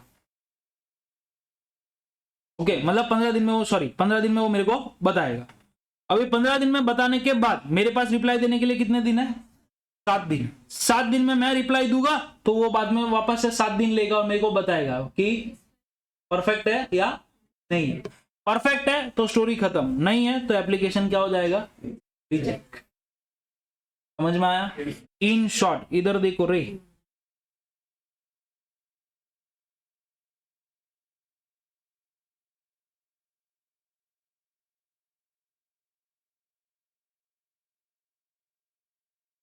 अमेंडमेंट एप्लीकेशन करने का कितने दिन में? 15 दिन में, 15 days from the such event, बराबर?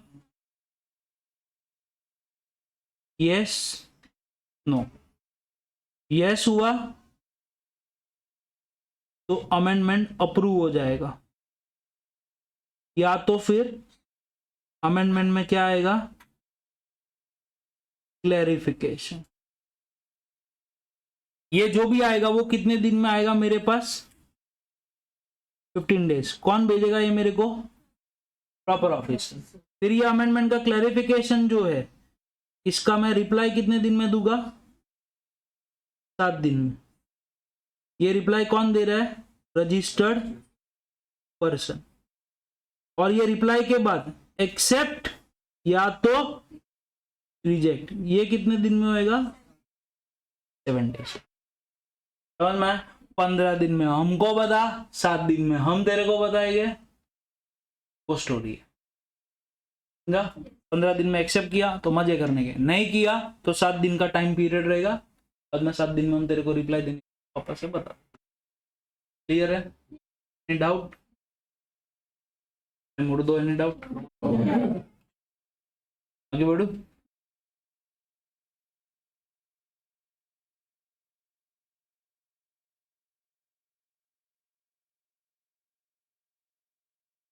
ठीक है। अभी उधर एक था जीएसटी के अंदर डीम अप्रूवल, डीम रजिस्ट्रेशन नहीं, डीम अप्रूवल। तो इधर भी सेम है। अगर प्रॉपर ऑफिसर क्या हुआ? फेल हो गया, मतलब प्रॉपर ऑफिसर ने कोई भी एक्शन लिया नहीं 15 दिन के अंदर या तो 7 दिन के अंदर, तो फिर उसका रजिस्ट्रेशन जो है extended applied and certificate shall be made available to the registered person on the common portal.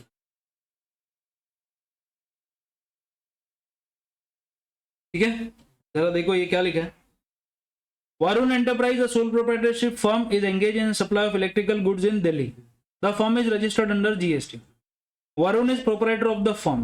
He wishes to expand his business and his friend Arun approaches him to provide additional capital for his business if he made a partner in the Varun's business. इधर देखो जरा, पहले वरुण कौन था? Sole proprietor था। अभी ये अरुण आके क्या बोलते हैं, अपन क्या चालू करते हैं? तो भाई तुम पहले क्या थे? सोल प्रोप्राइटर थे, अभी आप क्या बन जाओगे? तो ये तो रजिस्ट्रेशन अमेंडमेंट का केस हुआ कि कुछ और ही हो गया? ये तो कुछ और ही हो गया ना। क्योंकि इधर तो तुम्हारा क्या चेंज हो जाएगा? पैन ही चेंज हो जाएगा ना। क्यों? क्योंकि पहले आप कौन थे? प्रोप्राइटर थे, सोल प्रोप्राइटर। अभी आपका क्या बन जाएगा? Partnership form. तो इधर क्या बनना पड़ेगा? इधर देखो क्या लिखा है, तो देखो क्या लिखा है, PAN of the registered person, the partnership form has to apply for, क्योंकि ये अमेंडमेंट का केस नहीं है। अमेंडमेंट तो तेरे में चेंज होगा तो आएगा, इधर तेरे में थोड़ी, इधर तो तेरे पूरे धंधे में ही चेंज हो जा रहा है। नहीं कर लो पक्का तुअर। ठीक, नेक्स्ट क्या है? कैंसलेशन और suspension of registration and what? Revocation. Cancellation मतलब रजिस्ट्रेशन नंबर कैंसिल हो जाएगा। जब कैंसिल होता है तो थोड़े टाइम पीरियड के लिए वो क्या होता है? नंबर सस्पेंड होता है। और उसके बाद वापस से अगर जिंदा करवाना चाहो तो जिंदा भी करवा सकते हो। जिंदा करवाने के प्रोसीजर को क्या बोलते हैं? रिवोकेशन। इसमें है सेक्शन 29 एंड व्हाट? मस्त प्रोविजन। 3 मिनट का सांस ले लो फिर चालू करो। तो देखो इधर, अभी आपका जो रजिस्ट्रेशन है वो कैंसिल कैसे हो सकता है? How your registration will get cancel?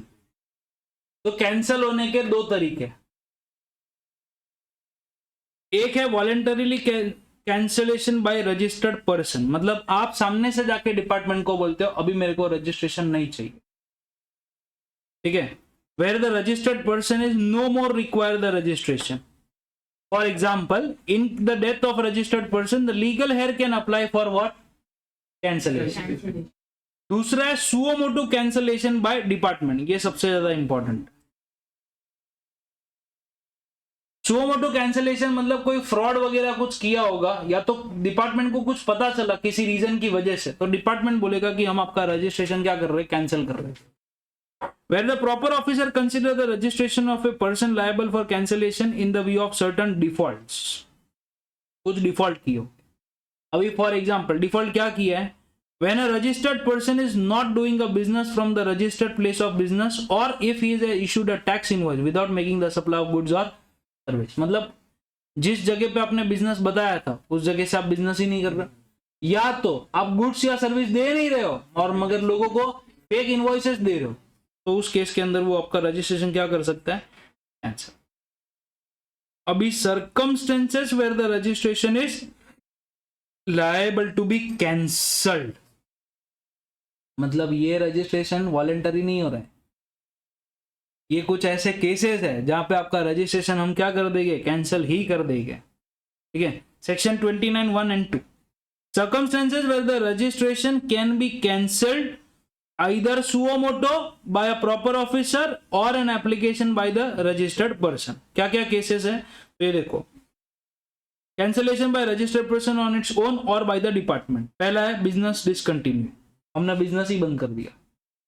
Transferred fully for any reason including death of proprietor, हमने हमारा बिजनेस दूसरे किसी को ट्रांसफर कर दिया। Next is amalgamated with other legal entity, क्योंकि अभी अमालगमेशन में तो क्या होगा, ये ए कंपनी है ये बी कंपनी है, दोनों मिला के ए बी बन गई, तो ए और बी का जीएसटी नंबर कैंसिल हो गया, अभी क्या बन जाएगा, ए बी बन जाएगा।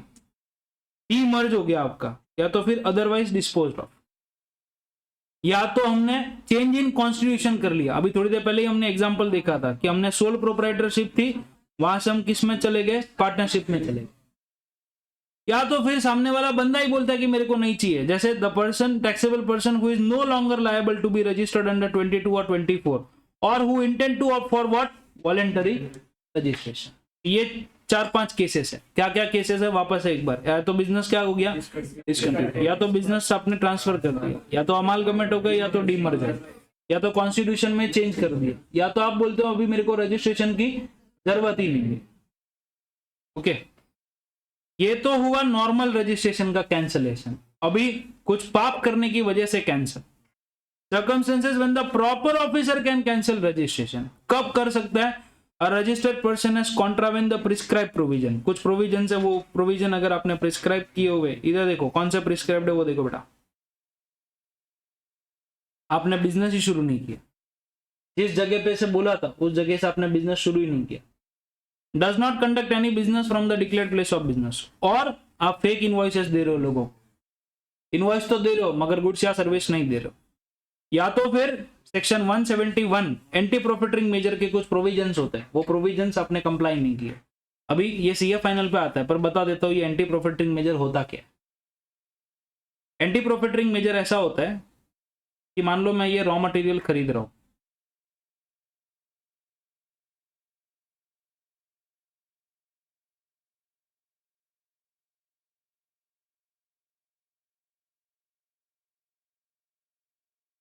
मैं एसी बनाता हूं, अब एसी के लिए मुझे जो प्लास्टिक वगैरह चाहिए ना वो मैं खरीद रहा हूं, उस पर पहले जीएसटी था 28%, अभी इस पे जीएसटी 5% ही है, तो जीएसटी कम हो गया बढ़ गया, कम हो गया, कम हो गया तो तुम्हारी कॉस्ट में भी कमती हो गया रहेगा, है ना। तो कंपटीशन कमीशन ऑफ इंडिया है हमारे पास, कंपटीशन कमीशन ऑफ इंडिया, ये लोग कंपटीशन देखते हैं ना कि राइवलरी है या नहीं है ऐसा।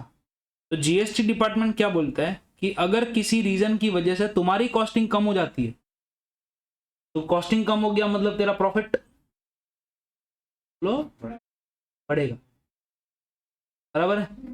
अभी कॉस्टिंग कम होने का तुझे फायदा हुआ, तो ये फायदा तुझे किसको देना है, तेरे कंज्यूमर को भी देने का। अगर तुम ये फायदा नहीं दे रहे हो तो तुम्हारे ऊपर हम ये क्लॉज लगा सकते हैं, इसको बोलते हैं एंटी प्रॉफिटरिंग मेजर। या तो आप किसी प्रोविजन वायलेट्स कर रहे हो रूल 10A का, आगे आएगा वो क्या है। Avail the input tax credit in violation of the provision of section 16। वो आईटीसी के लिए जो प्रोविजंस देखे थे उसमें से कुछ प्रोविजन आपने वायोलेट कर दिए। या तो फिर आप क्या कर रहे हो, furnish the details of outward supply in form GSTR1 as amended in form GSTR1A if any under 37 for one or more tax period which is in excess of the outward supplies declared by him in his valid return under section 39 for the said tax period। in short, आपका GSTR1 का जो tax है outward supply वो ज्यादा है, इसमें GSTR3B में 3B में तुम बता रहे हो 120 रुपए और 1 में तुम बता रहे हो 150। और बोलते ये कैसा फालतूगिरी है, इधर तू बोलते है ज्यादा है और जब लायबिलिटी चुकाने का बात आया तो बोलते 120 ही है, तो ऐसा कैसा चलेगा? तो उस केस में रजिस्ट्रेशन कैंसिल हो सकता है। Violate the provision of rule 86B, याद आएगा 86B 1% वाला। Violate the provision of third और fourth proviso to rule number 23(1), आगे आएगा। और required to file the return under 39(1) for each month or part of the month monthly return, और आपने 6 महीने के लिए रिटर्न नहीं भरा तो आपका जीएसटी रजिस्ट्रेशन हम कैंसिल कर सकते हैं। या तो फिर अगर आप क्वार्टरली रिटर्न वाले बंदे थे तो continuous period of 2 tax period, बराबर ना, 2 टैक्स मतलब वही होता है ना 6 महीने। तो ये केसेस अगर है तो ये केसेस के अंदर कौन रिजेक्ट कर सकता है? Proper officer. ये कौन से केसेस थे? प्रिस्क्राइब प्रोविजन वाले। तो ये प्रिस्क्राइब प्रोविजन वाले इतने केसेस है, या तो धंधा ही शुरू नहीं किया, या तो फेक इनवॉइसेस दिए, या तो फिर एंटी प्रॉफिटरिंग मेजर को वायोलेट किया, रूल 10A किया, या तो फिर इनपुट टैक्स क्रेडिट बराबर नहीं लिया, या तो सप्लाई GSTR1 में ज्यादा दिखा है, GSTR3B में कम दिखा है, रूल 86B को वायोलेट कर दिया, रूल नंबर 23(1) को वायोलेट कर दिया, 6 महीने तक के रिटर्न नहीं भरे, या तो फिर 2 क्वार्टर के रिटर्न नहीं भरे। ये केसेस अगर है तो इस केसेस के अंदर आपका जीएसटी रजिस्ट्रेशन हम लोग क्या कर सकते हैं? कैंसिल कर सकते हैं। A registered person has not filed the return for the specified continuous tax period, अभी किया ना वो कितना 6 महीना या तो फिर 2 quarter. Composition taxpayer has not furnished the return for a financial year beyond 3 months from the due date of furnishing of the return। इसको जनरली क्या होता है, इधर सुनो, ये जो कंपोजिशन वाला बंदा होता है ना, कंपोजिशन स्कीम वाले को ईयरली रिटर्न फाइल करने का होता है। कभी मालूम है, साल खत्म हो जाने के बाद 30 अप्रैल तक, मतलब अगर मेरा साल कब खत्म हो गया, 31 मार्च 25 को साल खत्म, तो मेरे को रिटर्न कब तक भरने का है? 30 अप्रैल तक भरने का। गवर्नमेंट बोलती है 30 अप्रैल तक ठीक है चल, पर इसके बाद भी हम तेरे को टाइम पीरियड देते हैं, कितना महीना? 3 महीना। और 3 महीने के बाद भी अगर तुम नहीं भर पाए तो हम तेरा रजिस्ट्रेशन जो है वो क्या कर देंगे? कैंसिल कर देंगे। ओके। दूसरा, वॉलंटरी रजिस्टर्ड पर्सन, हमने तुमको नहीं बोला था रजिस्टर हो जा जीएसटी में, तू सामने से आके बोला मेरे को जीएसटी नंबर दो, और आने के बाद सारा तू काम ही नहीं किया 6 महीने तक, तो तेरा जीएसटी हम कैंसिल कर सकते हैं। And registration was obtained by means of fraud, wilful misstatements, मतलब गलत चीजें बता के आपने जीएसटी रजिस्ट्रेशन ले लिया। तो number 1 is prescribe condition satisfy नहीं करेगी। नंबर 2, रजिस्ट्रेशन रिटर्न्स फाइल नहीं करे। नंबर 3, कंपोजिशन स्कीम वाले बंदे ने 3 महीने बियॉन्ड भी आपने रिटर्न फाइल नहीं किया। नंबर 4, वॉलंटरी रजिस्ट्रेशन लिया मगर 6 महीने तक मैं धंधा शुरू नहीं किया। और लास्ट नंबर 5, रजिस्ट्रेशन तो लिया है मगर गलत ले लिया है, ठीक है, तो हम तेरा रजिस्ट्रेशन हम क्या कर देंगे? कैंसिल कर देंगे। अभी ये रजिस्ट्रेशन डायरेक्टली कैंसिल नहीं होता है, कैंसिलेशन के लिए कुछ प्रोसीजर। क्या प्रोसीजर है वो इधर देखो, सुनो इधर। आज डेट है मान लो 17 जनवरी 2025।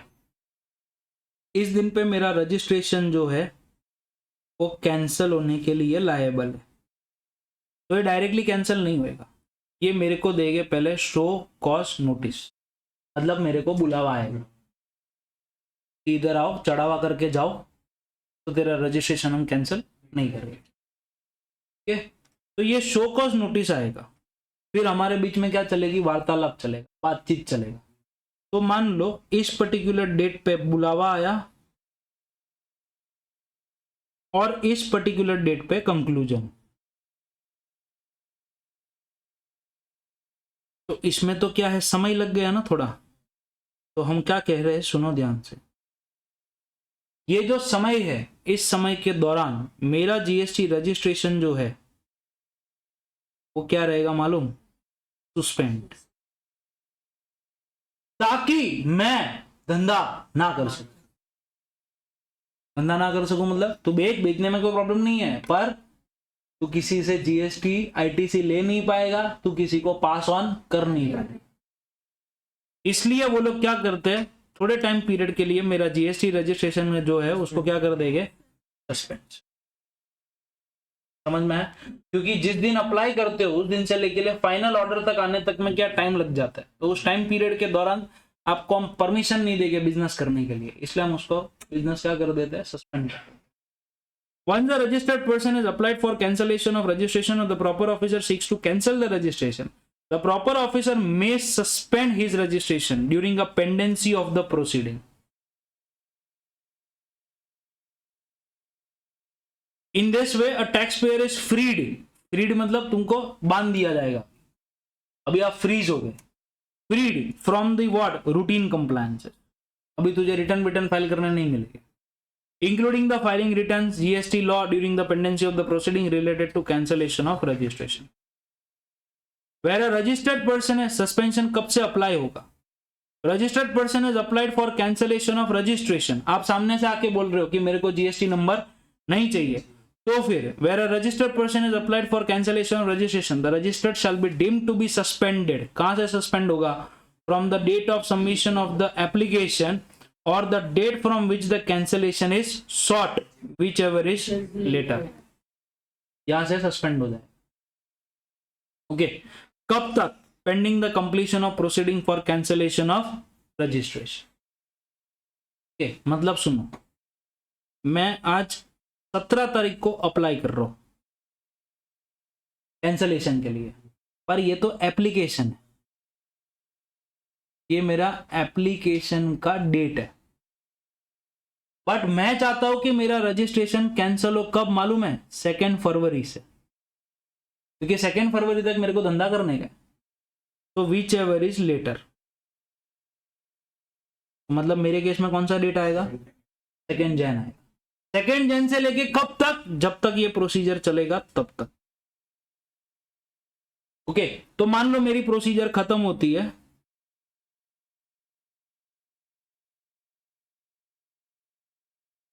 5 मार्च को, तो 2 जनवरी से लेके 5 मार्च तक मेरा जीएसटी नंबर क्या रहेगा?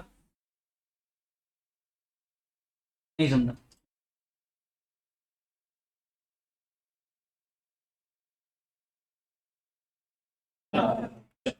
Where the cancellation of registration has been initiated by department. अभी तुम जा रहे हो कि डिपार्टमेंट कर रहा है?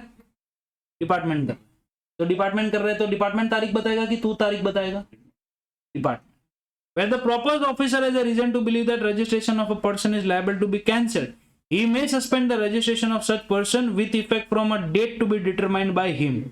वो डेट निकालेगा कि कौन से डेट से तेरा रजिस्ट्रेशन क्या है, कैंसिल है। Pending the completion of the proceeding for cancellation of registration.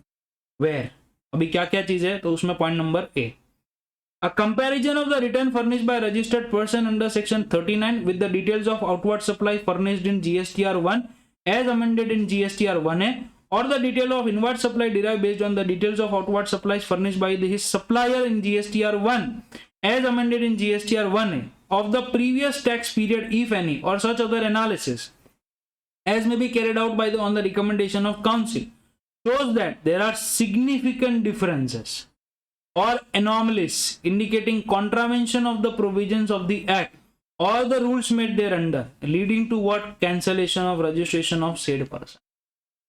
मतलब अपने जीएसटी के अंदर आपका टर्नओवर वगैरह जो है वो बराबर दिखाया, और there is a contravention of the provision of rule 10A, that is furnishing of bank account details. Department आपको टाइम पीरियड देता है बैंक अकाउंट देने के लिए, पर आपने बैंक अकाउंट टाइम पे नहीं दिया, तो उस केस में भी आपका रजिस्ट्रेशन क्या हो सकता है? कैंसिल हो सकता है।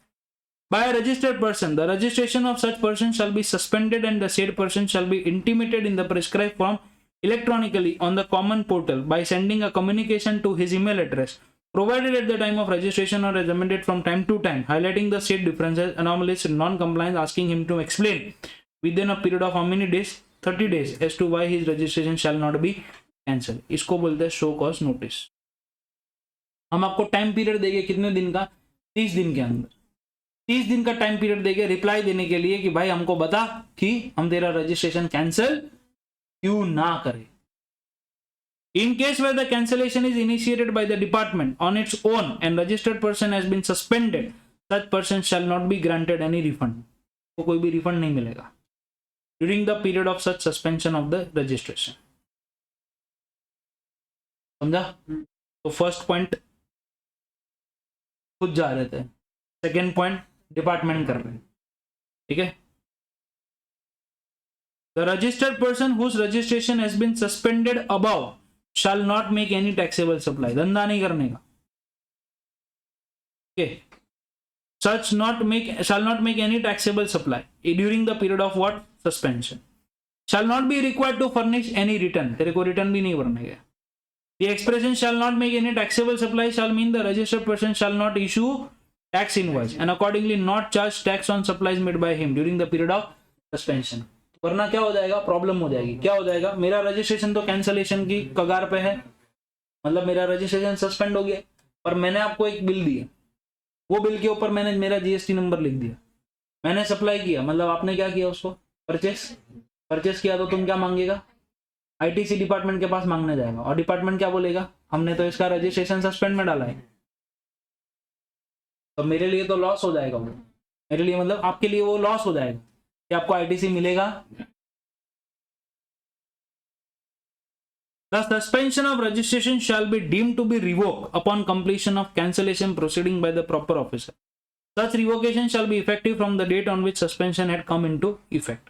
Suspension of registration may be revoked by the proper officer anytime during the pendency of proceeding for the cancellation if he deems it. मतलब वापस जिंदा करना है तो जिंदा कर सकते हैं। Further, suspension of registration shall be deemed to have been revoked upon furnishing all the pending GST returns. वो था ना 6 महीने तक रिटर्न नहीं भरा, याद आया क्या? पर रिटर्न सारे भर दिए तो हम बोलेंगे ठीक है चल जान दे, रजिस्ट्रेशन वापस दे देते हैं।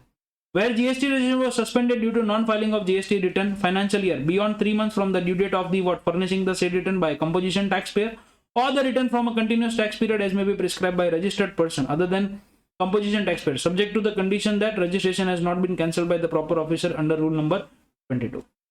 Further, also where the registration has been suspended under rule number 2A for the contravention of the provision of rule 10 है, वो बैंक अकाउंट नहीं दिया तो, and the registration has not already been cancelled by the proper officer under rule 22, the suspension of registration shall be deemed to have been revoked upon the compliance with the provision of rule number 10. मतलब bank account दे देगा तो हम तेरा registration वापस क्या कर देंगे? जिंदा कर देंगे, ठीक है। तो देखो डिपार्टमेंट को आप जितना गलत समझते हो उतना नहीं है। डिपार्टमेंट ने आपको क्या बोला? जीएसटी रिटर्न भर दे, हम तेरे को रजिस्ट्रेशन दे देंगे। डिपार्टमेंट ने क्या बोला? अरे भाई बैंक का डिटेल नहीं दे रहा है, बैंक का डिटेल दे देना यार, तो हम तेरा रजिस्ट्रेशन वापस जिंदा कर देते, उसमें क्या प्रॉब्लम है? Where any order having effect of the revocation of suspension of registration has been passed, provision of section 31(3)(a) revised tax invoice, ये आएगा टैक्स इनवॉइस वाले चैप्टर में। कौन सा चैप्टर में आएगा? Tax invoice. And section 40 first return in respect of the supplies made during the period of suspension and the procedure specified therein shall apply. अभी first part शुरू होने जा रहा है, that is what? Voluntary registration, rule number 20 and rule number 20। क्या है देखो, application. अभी मान लो फॉर एग्जांपल मैंने रजिस्ट्रेशन लिया था 2015 में, सॉरी 2018 में, 2018 में मैंने रजिस्ट्रेशन लिया, धंधा किया, बिजनेस किया, जोरदार बिजनेस किया। आज 17 जनवरी 2025 पे जाके मेरे को समझ में आ रहा है यार अभी मेरा टर्नओवर 40 लाख के ऊपर जा ही नहीं रहा है, मतलब मेरा टर्नओवर 40 लाख के नीचे। या तो फिर मैंने रजिस्ट्रेशन लिया था जस्ट बिकॉज कि मैं क्या कर रहा था? इंटर स्टेट, बट अभी मैं गवर्नमेंट को बोलता हूँ कि अभी मैं क्या करने वाला हूँ? सिर्फ और सिर्फ इंट्रा स्टेट, और मेरा टर्नओवर भी 40 लाख से कमती है, तो मेरे को रजिस्ट्रेशन चाहिए नहीं। तो मुझे क्या करना पड़ेगा? जिस इवेंट हुआ ना उस इवेंट के 30 डेज में मुझे अप्लाई करना पड़ेगा। घटना घटने के 30 दिन के अंदर अंदर गवर्नमेंट को बताना पड़ेगा। A registered person seeking a cancellation of registration shall electronically submit the application for cancellation of registration in the prescribed form within 30 days of the occurrence of event.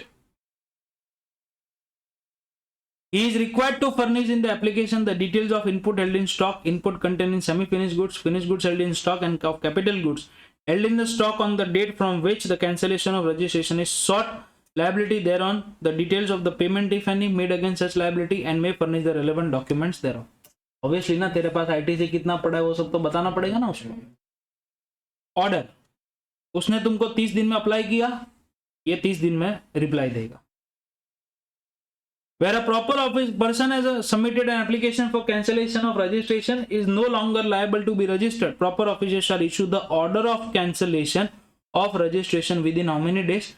30 days from the date of submission of application for cancellation. मतलब 30 days में apply and get the reply. Within how many days? 30 दिन में apply करो, 30 दिन में reply पाओ। ये कौन सा कैंसलेशन है? वॉलेंटरी। अभी हम जाएंगे कौन सा कैंसलेशन? Suo motu. मेरे को बताओ, सुओ मोटो मतलब मेरी इच्छा अनुसार कि ऑफिसर की इच्छा अनुसार? ऑफिसर मतलब मेरी इच्छा तो नहीं है कि मेरा रजिस्ट्रेशन क्या हो जाए, और ऑफिसर चाहता है कि मेरा रजिस्ट्रेशन क्या हो जाए। तो कैसे? तो वो फिर क्या बोल रहे देखो, where the proper officer cancel the registration suo moto, he shall not cancel the same without giving a show cause notice. पहले ये मुझे क्या देगा? शो कॉज नोटिस देगा, और ये जो शो कॉज नोटिस है, इस शो कॉज नोटिस का मुझे रिप्लाई देना पड़ेगा। कितने दिन में? 7 दिन में। कितने दिन में रिप्लाई देना पड़ेगा? 7 दिन में मुझे रिप्लाई देना पड़ेगा। अब अगर शो कॉज नोटिस का रिप्लाई जो है वो सेटिस्फैक्ट्री है तो proper officer will drop the proceeding. तो प्रॉपर ऑफिसर क्या करेगा? प्रोसीडिंग को बंद कर देगा। ड्रॉप द प्रोसीडिंग का मतलब पता है? बंद कर देगा। Drop the proceeding and pass an order in the prescribed form. However, where a person, instead of replying to show cause notice, served for failure to furnish the return for a continuous period of 6 months or 2 tax period, as the case may be, furnishes all the pending returns and make the full payment of tax dues along with the applicable interest and late fees, proper official shall drop the proceeding and pass an order. देखो, ये तो वो cases है जहां पे doubt थे, ये वो केसेस है जहां पे आपने रिटर्न्स भरे ही नहीं। अभी रिटर्न्स नहीं भरे तो तू चुपचाप क्या कर दे? रिटर्न्स फाइल कर दे, हम तेरा प्रोसीडिंग क्या कर देंगे? ड्रॉप। उस केस में बाद में वो वार्तालाप नहीं होएगा, बातचीत नहीं होएगी। ओके।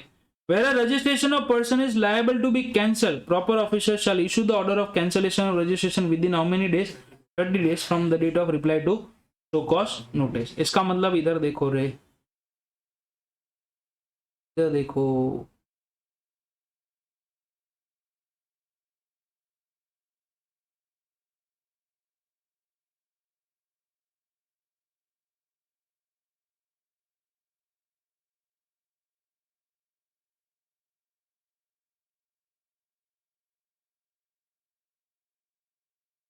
इधर एक डेट है, इस डेट पे मुझे क्या आया? Show cause notice. इस शो कॉज नोटिस का मुझे रिप्लाई देने का है। कितने दिन में? 7 दिन। ये 7 दिन के रिप्लाई के बाद असेसिंग ऑफिसर जो है, मतलब प्रॉपर ऑफिसर जो है, उसके पास कितना दिन का टाइम है? 30 डेज का टाइम। ठीक है, काय के लिए? कैंसिल करने के लिए। ठीक है, ये 7 दिन में आ गया तो 2 बातें हो जाएगी 30 डेज में, या तो ड्रॉप कर देगा प्रोसीडिंग या तो फिर रिजेक्ट। रिजेक्ट मतलब तेरा रजिस्ट्रेशन क्या हो जाएगा? कैंसिल। बराबर ना? हो गया। Next, effective date of cancellation. क्या रहेगा कैंसिलेशन का इफेक्टिव डेट? तो जो डेट आपने ऑर्डर में लिखी होगी वो, taxable person will be directed in the said order to pay arrears of any tax, interest, penalty जो भी रहेगा वो। ठीक है। Amount payable on cancellation of registration, अगर आपका कैंसलेशन हो गया, अच्छा एक मिनट पहले पूरा सम अप कर लेते फिर वापस से इधर वॉलंटरी कैंसिल करने का। तो वॉलंटरी कैंसिल करने के लिए आप अप्लाई करोगे, उसके 30 दिन में सामने से रिप्लाई आ जाएगा कि अभी तेरा रजिस्ट्रेशन क्या हो गया, कैंसिल। इसमें कोई गड़बड़ होने वाला नहीं है, कुछ नहीं होने वाला। सुओ मोटो कैंसिलेशन अगर करने को आया तो तुमको नोटिस मिलेगा, वो नोटिस के लिए आपको रिप्लाई देने का। रिप्लाई कितने दिन में देने का? फिर जब रिप्लाई आ जाएगा मेरे पास तो मैं देखेगा उसको रिप्लाई बराबर है या नहीं है। अगर नहीं है तो रिजेक्ट कर देगा, मतलब तुम्हारा खत्म हो गया स्टोरी। बट अगर रिप्लाई बराबर रहा तो मैं प्रोसीडिंग को क्या कर देगा, ड्रॉप। और ये ड्रॉप या रिजेक्ट अप्लाई जो भी करने के लिए मेरे पास कितना दिन का टाइम पीरियड रहेगा, 30 डेज का टाइम पीरियड रहेगा। अभी मान लो तुम्हारा रजिस्ट्रेशन कैंसिल हो गया, कैंसिल हो गया तो तुमको क्या करना पड़ेगा, टैक्स वैक्स जो भरने को आ रहा है वो तो भरना पड़ेगा ना भाई। तो इधर amount payable on cancellation of registration. A registered person whose registration is cancelled will have to debit the electronic credit ledger। तुम्हारे अंदर कुछ बैलेंस पड़ा होगा, वो बैलेंस को क्या करना पड़ेगा, क्रेडिट है अभी, क्या करना पड़ेगा, डेबिट, मतलब रिवर्स। और cash ledger by an amount equivalent to what, input tax credit, जो भी स्टॉक में पड़ा होगा वो, और या तो फिर कैपिटल गुड्स में पड़ा होगा वो। ओके और इसके साथ साथ जो भी output tax payable on such goods रहेगा, which ever is higher calculated in such manner as may be prescribed. समझा? यस और नो का इसका मतलब क्या हुआ, इधर देखो वर्डिंग्स को समझो। 1 लाख रुपए का स्टॉक मेरे पास पड़ा हो, इसका आईटीसी मेरे पास पड़ा है 15,000 रुपया। ये मेरे पास आईटीसी, हाँ आईटीसी है इसका, और इसके ऊपर लगता है टैक्स 18% का, 18,000। तो डिपार्टमेंट देखो क्या बोल रहा है आपको, आपको कैंसिलेशन के टाइम पे क्या भरने का है, input tax credit in respect of stock input containing semi finish goods और स्टॉक 15,000, और मान लो कैपिटल गुड्स है तो कैपिटल गुड्स का, और output tax payable on such goods, output tax payable on such goods कितना है, 18,000, which ever is what calculated in such manner as में भी। नहीं समझा? समझ में आया? 1 लाख का स्टॉक पड़ा हुआ है, 1 लाख के स्टॉक के ऊपर आईटीसी कितना है मेरे पास, 15,000, पर उस पर टैक्स कितना बन रहा है, 18,000 का टैक्स बन रहा है। तो 15 और 18 विच एवर इज हायर रहेगा वो मेरे को पे करना पड़ेगा। समझ में आया? अच्छा इधर कौन है, इधर देखो, इधर कौन है, कैपिटल गुड्स में याद है क्या वो 5% कुछ सिस्टम कर देता है, वो सेम इधर करना है। देखो इधर क्या लिखा है, in case of capital goods or plant machinery the taxable person shall pay an amount equal to input tax credit taken on the state capital goods or machinery reduced by such percentage, such percent मतलब कितना, 5% per quarter, tax on the transaction value of the such goods or the tax on the transaction value of the such capital goods or plant machinery under 15 whichever is what higher। मतलब उधर reduce करके जो रहेगा वो ITC के time पे जो चीज सिखाई थी वही सेम चीज इधर है। ओके ट्रांजैक्शन वैल्यू का जीएसटी का परसेंटेज और 5% पर क्वार्टर से जो रिड्यूस करके आया वो विच एवर इज हायर रहेगा उतना तुमको टैक्स भरना है। ठीक है, इनपुट्स के टाइम पे क्या रिवर्स करने का है, तो आईटीसी जो रहेगा वो, या तो फिर जो भी इनवॉइसेस वगैरह थे वो which ever is what higher output tax payable on such goods. और कैपिटल गुड्स पे कैसा करने का, जो भी आईटीसी आपने कैलकुलेट किया होगा वो, और ITC involve in the remaining useful life or output tax liability which ever is what higher. Example, ये 24 वाला एग्जाम्पल देखो, capital goods have been used for how many years, 4 years 6 months and what 15 days। ITC on capital goods at C attributable to remaining useful life is what, C into 5/60। ये ऐसा example देखा था कि नहीं पहले, किधर देखा था, हाँ ITC में, तो वही। ठीक है, अदर पॉइंट्स अबाउट कैंसलेशन क्या है, a person to whom UIN has been granted under rule 17 cannot apply for cancellation of registration। अगर UIN आपको दिया हुआ है तो आपका रजिस्ट्रेशन के लिए आप कैंसिल नहीं कर सकते। The cancellation of registration will not affect the liability of registered person to pay tax and other dues under the act for any period prior to the date of what cancellation। मतलब क्या, मतलब क्या, ये वाला point इधर खत्म हो गया, ये नया पॉइंट है। आज अगर मेरा 17 जनवरी 2025 को मेरा रजिस्ट्रेशन कैंसिल हो रहा है और इस कैंसलेशन की डेट पे मेरे को पता है कि 31 दिसंबर 2024 को मेरे को 30,000 का जीएसटी भरने का था, तो ये रजिस्ट्रेशन आज कैंसिल हो गया और मैंने ये टैक्स अभी तक भरा, तो क्या गवर्नमेंट माफ कर देगी ये टैक्स? नहीं, गवर्नमेंट बोले साले ये भर पहले। तेरे को जो टैक्स भरने को नहीं आएगा वो 17 के बाद नहीं आएगा, 17 के पहले के तो सारे टैक्स भरने पड़ेगा ना। इसलिए देखो, English shall not affect the liability of registered person to pay tax और other dues under this act for any period prior to the date of,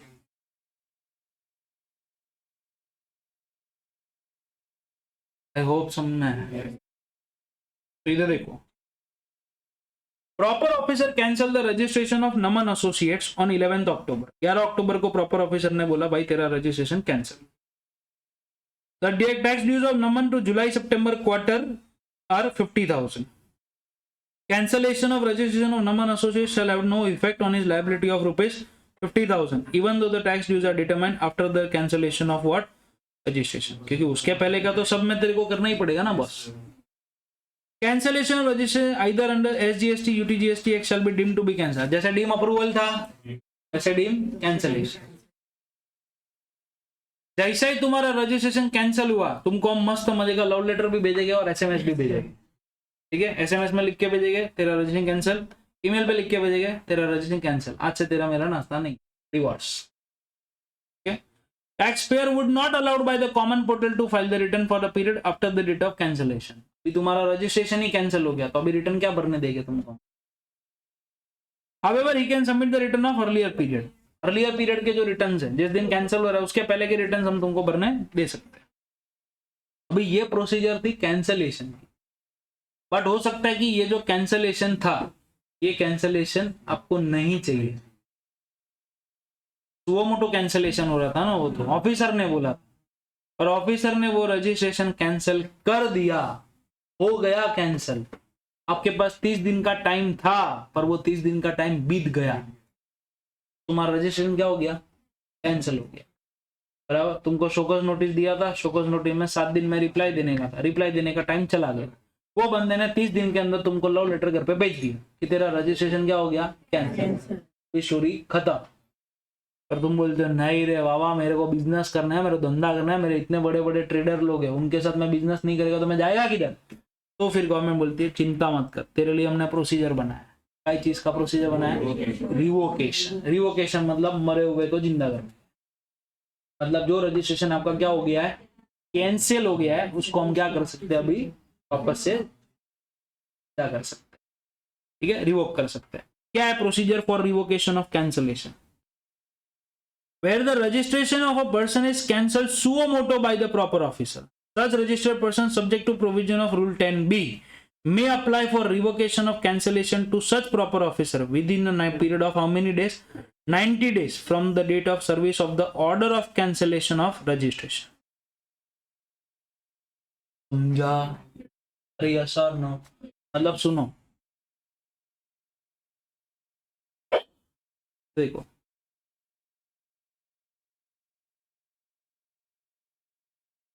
ये हमारा वो डेट था जिस डेट पे मेरे को क्या आया? Show cause notice. इस शोकॉज नोटिस के 7 डेज में मुझे क्या करना था? रिप्लाई देना था, बट मैंने रिप्लाई दिया नहीं दिया तो क्रोधित होके इस बंदे ने मुझे इस दिन मेरे हाथ में कैंसलेशन ऑर्डर का गुलदस्ता पकड़ा दिया। क्या? पुष्प गुच्छ, क्या होता है? गुच्छ, जो भी है, ये इस दिन मेरे को आ गया। तो मुझे डिपार्टमेंट क्या बोलता है? सुन, ये जिस दिन तेरे पास कैंसलेशन का ऑर्डर आया इसके 90 दिन के अंदर अंदर हमारे पास बाकी आने का। नहीं पापा प्लीज प्लीज प्लीज पापा प्लीज कैंसिल मत कर। ओके, 90 डेज में भाग के आने का और भाग के बोलने का मेरे को कैंसलेशन नहीं मांगना। बट ये 90 दिन भी बीत गया, मतलब ऑफिसर तुम्हारी राह देख रहा था, मेरे करुण अर्जुन आएंगे, नहीं आए तो दूसरा ऑफिसर और तुमको 90 दिन दे सकता है। मतलब इसका मतलब क्या है, सुनो रे, जीएसटी डिपार्टमेंट भी है ना, हावड़ा डिपार्टमेंट है, वो भी नहीं चाहता कि तू, हाँ, वो भी नहीं चाहता कि तेरा रजिस्ट्रेशन नंबर क्या हो जाए, कैंसिल। अरे कैंसिल हो जाएगा तो रेवेन्यू चला जाएगा ना यार। तो जीएसटी डिपार्टमेंट भी चाहता है कि तुम धंधा करो, तुम पैसा कमाओ। तो तुम्हारा अगर 90 दिन खत्म हो गया तो फिर said period of 90 days may on a sufficient cause being shown। अभी तुम बोलते हो सर मैं तो वो 90 दिन में से ना कोमा में था, तो मैं कैसे आता, मैंने बहुत कोशिश की कि मेरी आत्मा आपसे आके मिले मैं आपके सपने में आके बोलूं, पर क्या करूं, नहीं आ पाया मैं। ओके, तो फिर for the reason to be recorded in writing be extended by the commissioner or an officer authorized by him in this behalf not below the rank of additional commissioner। Rank होते हैं ना इसमें, तो additional commissioner या तो joint commissioner चाहिए for a further period not exceeding कितना, 180 दिन से ज्यादा नहीं, समझ में आया? For the further period not exceeding 180 days. thus a registered person whose registration is cancelled by the proper officer on his own motion may subject to provision of rule 10b submit an application for revocation or cancellation period within a period of 90 days from the date of service of the order of registration at the common portal either directly or through the facilitation center। या तो खुद से करने का या तो फिर वो फैसिलिटेशन सेंटर जो बैठा है उसके पास जाके करने का। अगर प्रॉपर ऑफिसर सेटिस्फाई हो गया तो बाद में उसके पास कितना दिन है, 30 दिन है। इधर देखो रे, इधर वो क्या हो जाएगा, अगर वो बंदा सेटिस्फाई हो गया तो वो 30 डेज में तुमको रिप्लाई देगा।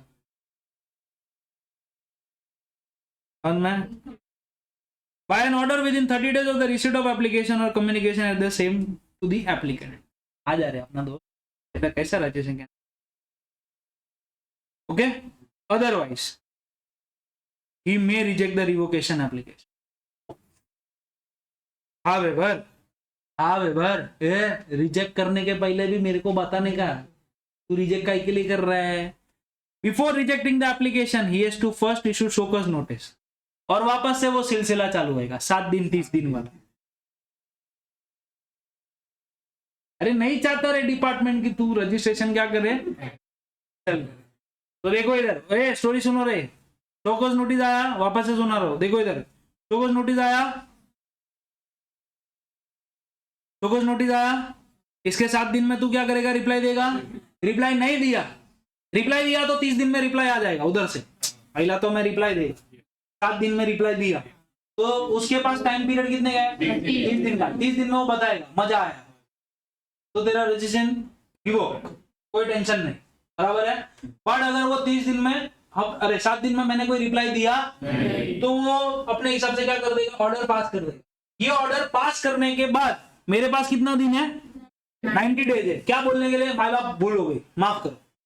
और अगर ये भूल मैंने और ज्यादा की होगी तो एडिशनल कमिश्नर या तो जॉइंट कमिश्नर वाला रैंक वाला बंदा मेरे को क्या कर सकता है, और 180 डेज तक का टाइम पीरियड दे सकता है, नॉट एक्सीडिंग 180 डेज, मतलब 90 और 90 ऐसा। और मेरे को क्या बोलने होगा, हाथ जोड़ के माफी मांगने का। ये जैसा ही मैं माफी मांगूंगा सामने से रिप्लाई कितने दिन में आएगा, 30 दिन, बराबर है। और ये 30 दिन में जैसा ही रिप्लाई आया, अभी ये मान लो रिप्लाई के अंदर ऐसा लिख के आने वाले, नहीं जो अप्लाई किया है वो मेरे को पसंद नहीं आया, तो पसंद नहीं आया तो मेरे को वापस से क्या देना पड़ेगा, आपको टाइम देना पड़ेगा, मतलब शो कॉज नोटिस देना पड़ेगा। और वो शो कॉज नोटिस का रिप्लाई देने के लिए मेरे पास कितना टाइम पीरियड रहेगा, 7 दिन का। और वो 7 दिन के बाद वापस वो 30 दिन का सिलसिला, ठीक है। वो 30 डेज में मेरे को क्या करेगा, रिप्लाई देगा। मजा आया या नहीं है, मजे लेते रहो, ठीक है। Next, where the registration was cancelled for the failure of registration person furnish the return। अगर cancellation of failure registered person to furnish the returns before applying for revocation the person has to make good defaults। मतलब तू revocation के लिए आए उसके पहले तुझे क्या करना पड़ेंगे, तेरे को तेरे सारे रिटर्न्स भर के देने पड़ेंगे। रिटर्न्स नहीं भरा और तू बोलता अंकल अंकल रजिस्ट्रेशन दो ना, ऐसा क्या कर, पहला रिटर्न तो भर रहे गधेड़ा, okay. However, the registration may have been cancelled by proper officer either from the date of order of cancellation of registration or from the retrospective। पहले की डेट से भी आपका रजिस्ट्रेशन क्या हो सकता है, कैंसिल।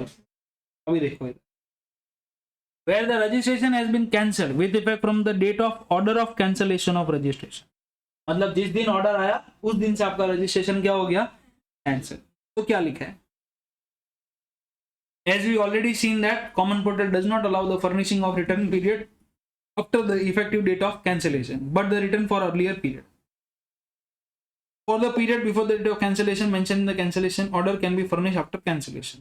मतलब बताया ना, अभी 17 तारीख को अगर मेरा कैंसिलेशन हुआ है तो 17 तारीख के पहले के रिटर्न्स भर पाओगे, बाद के थोड़ी ना। Okay.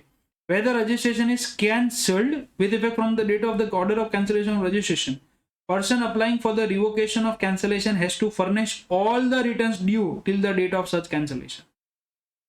पहले सारे रिटर्न भर दे पड़े। Before the application of revocations can be filed and has to pay any amount, dues, tax in terms of such returns, along with any amount payable toward the interest, penalty or late fees payable in respect of the said return. However, since the portal does not allow the furnished returns for the period after the date of cancellation of registration, all the returns due for the period from the date of order of cancellation till the date of order of revocation of cancellation have to be furnished within a period of how many days? 30 days. इसका मतलब क्या बोल रहे हैं देखो बेटा, 17 तारीख को हमने आपका रजिस्ट्रेशन क्या कर दिया? कैंसिल। तो इसके पहले के रिटर्न तो आपको पोर्टल भरने दे देगा। अभी इस दौरान मेरी बातचीत चली, मैं नहीं चाहता था कि मेरा रजिस्ट्रेशन क्या हो जाए? कैंसिल हो जाए। तो मान लो इधर 18 फरवरी को मेरा रजिस्ट्रेशन क्या हो गया? रिवोक हो गया, बराबर। तो इस दौरान कुछ धंधा किया होगा कि नहीं? आया ना। पर इसके बाद के रिटर्न भरने मिले होंगे क्या मेरे को? नहीं मिले होंगे। तो इसके रिटर्न मैं भर सकता हूं। कब से भर सकता हूं? ये रिवोकेशन का ऑर्डर आया ना, वहां से कितना दिन? 30 डेज में मेरे को ये रिटर्न इधर। नहीं समझा? वापस बताओ। ये देखो 17 तारीख को मेरा रजिस्ट्रेशन क्या हो गया? कैंसिल हो गया। तो 17 तारीख के पहले के रिटर्न भर सकता हूँ, 17 तारीख के बाद भर सकता हूँ? मतलब 17 तारीख के बाद के रिटर्न में भर सकता हूँ? नहीं भर सकता। पर 17 तारीख के बाद मैंने क्या किया? अपना रजिस्ट्रेशन रिवोक करवा दिया। तो मान लो 28 फरवरी को मेरे को ये रिवोकेशन का ऑर्डर है, तो इस टाइम पे पीरियड पे कुछ धंधा वंदा किया होगा। तो ये धंधे का रिटर्न अगर मेरे को भरने गया तो मैं कितने दिन में भर सकता हूँ? 30 डेज में भर। हाँ, इनवॉइस बाद में इशू करने देगा वो, जिस दिन तुम्हारा रजिस्ट्रेशन क्या हो जाएगा? रिवोक हो जाएगा। वो अपना इनवॉइस चैप्टर में आएगा बेटा। इस पीरियड का इनवॉइस वो इशू करने देता है। मतलब जी, हमने तुमको ये नहीं बोला है कि तुम धंधा बंद कर दो, हमने तुमको बोला है तुम इनवॉइस नहीं दे सकते। अभी मान लो फॉर एग्जांपल ये आया मेरे पास, ठीक है ना, रोहन ना, रोहन आया मेरे पास इस दिन के, मतलब समझो 20 जनवरी को रोहन मेरे पास आके बोलता है सर बैग चाहिए, लेके जा। ये बोलता है इनवॉइस। मैं बोला रोहन अभी इनवॉइस नहीं मिलेगा। बोलता क्यों? देख अभी है ना मेरा प्रोसीजर चल रहा है, जीएसटी में रजिस्ट्रेशन कैंसिल के लिए हम लोग चले गए। मतलब जीएसटी वो क्या हो गया, हमारा रिटर्न वगैरह सब पेंडिंग था, तो जीएसटी डिपार्टमेंट ने हमारा रजिस्ट्रेशन को कैंसिल में डाल दिया। तो मतलब रोहन देख मेरा मोटा मोटी 15-20 दिन के अंदर मेरा काम हो जाए, मतलब मेरा जीएसटी रजिस्ट्रेशन वापस आ जाए।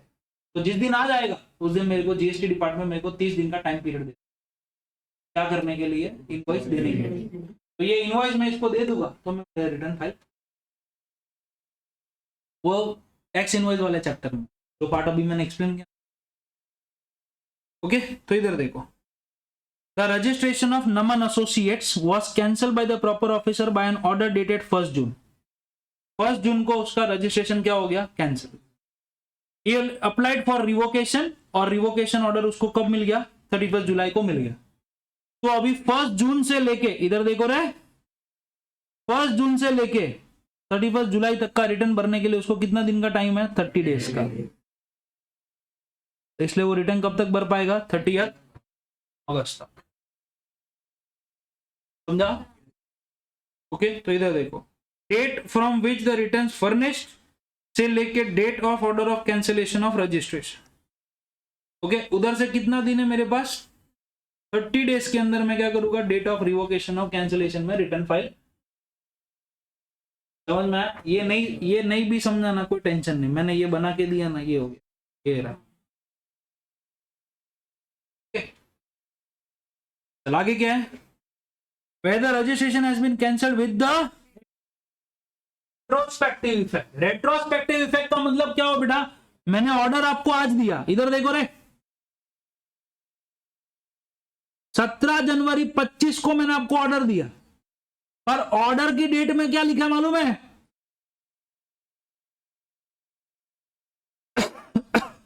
हम तेरा रजिस्ट्रेशन कैंसिल कर रहे हैं 1 दिसंबर 2024 से। वो ऑर्डर कब आया और कैंसिल कब हो रहा है? 1 दिसंबर से, तो गड़बड़ हो जाएगा। Where the registration has been cancelled with the retrospective effect, it is not possible to furnish the return before filing the application for revocation of cancellation registration। क्योंकि अभी मेरा डिपार्टमेंट ने क्या कर दिया? दरवाजे बंद कर दिए। Okay. In that case, the application for revocation of cancellation of registration is allowed to be filed subject to condition that all the returns relating to the period from the effective date of cancellation of registration till the date of order of revocation of cancellation of registration shall be filed within a period of how many days? 30 days from the date of order of that revocation of what? Cancellation of registration। मतलब इधर देखो, अभी इधर कुछ story ऐसा है बेटा, इधर देखो, इधर ध्यान दो, इधर स्टोरी ऐसा है। ये 17 तारीख है, 17 जनवरी। इस दिन मेरे को क्या आया? कैंसलेशन का ऑर्डर आया, और इस कैंसलेशन के ऑर्डर में इफेक्टिव डेट जो लिखा है वो क्या लिखा है? 1 दिसंबर लिखा है। तो ये पीरियड का रिटर्न मुझे फाइल करने नहीं मिलेगा। Return could not be filed due to what? Registration cancel from कौन सा इफेक्ट? रेट्रोस्पेक्टिव। बराबर। अब एक सुनहरा दिन आया, कब आया? मान लो इधर 15 मार्च 2025, हाइपोथेटिकल कोई भी डेट पकड़ रहा हूं मैं। इस दिन मेरा रजिस्ट्रेशन क्या हो गया? रिवोक हो गया। तो मेरे को इधर देखो, अभी मैं हाइलाइटर यूज कर रहा हूं, इधर से लेके इस पीरियड तक का रिटर्न अभी फाइल करने मिलेगा। कभी यहां से 30 डेज, यहां से 30 डेज, क्योंकि ये पीरियड का तो रिटर्न गया ही नहीं होगा ना। ये पीरियड का रिटर्न भरने के लिए मेरे को कितना दिन मिलेगा? 30 डेज मिलेगा। किधर से? इधर से गिनने का हो 30 दिन। ठीक है, जैसे एग्जांपल देखो बेटा, a registration of Naman associate was cancel by the proper officer by an order 1 June. तो डेट ऑफ ऑर्डर क्या है? 1 जून। इधर इधर ध्यान, इधर ध्यान, 1 जून को ऑर्डर आया, पर इफेक्टिव डेट देखो क्या है? इफेक्टिव डेट 1 जन है, तो अभी 1 जनवरी से आया। It is applied for revocation of order, और ये ऑर्डर पास हुआ कभी? 31 जुलाई। 31 जुलाई को ऑर्डर पास हुआ। तो नमन ने कितने टाइम पीरियड का रिटर्न नहीं भरा होगा? 1 जून से लेकर 31 जुलाई तक का रिटर्न भरा ही नहीं होगा। तो अभी ये रिवोकेशन का डेट है। इधर मैं क्या लिख रहा हूं? इधर देखो, since registration was cancelled with the retrospective effect, therefore Naman can file the return for the period 1st June to 31st July within how many days? 30 days। वो 30 डेज कहां से शुरू होएगा? From the date of revocation. तो 31 जुलाई को revoke हुआ, तो revoke के बाद से 30 दिन किया तो अगस्त क्या? हाँ ठीक है भाई, वो कुछ 1 जनवरी बस। Okay clear? समझा? समझ में? Points to noted, UIN holder जो है वो अप्लाई नहीं कर सकते। Registration is cancel on the request of tax payer on the legal heir, one can not apply for revocation of cancel. अगर लीगल हेयर ने किया तो वो रिवोकेशन के लिए नहीं जा सकता। Revocation of cancel registration under HGST, CGST, UTGST माना जाएगा। ठीक है,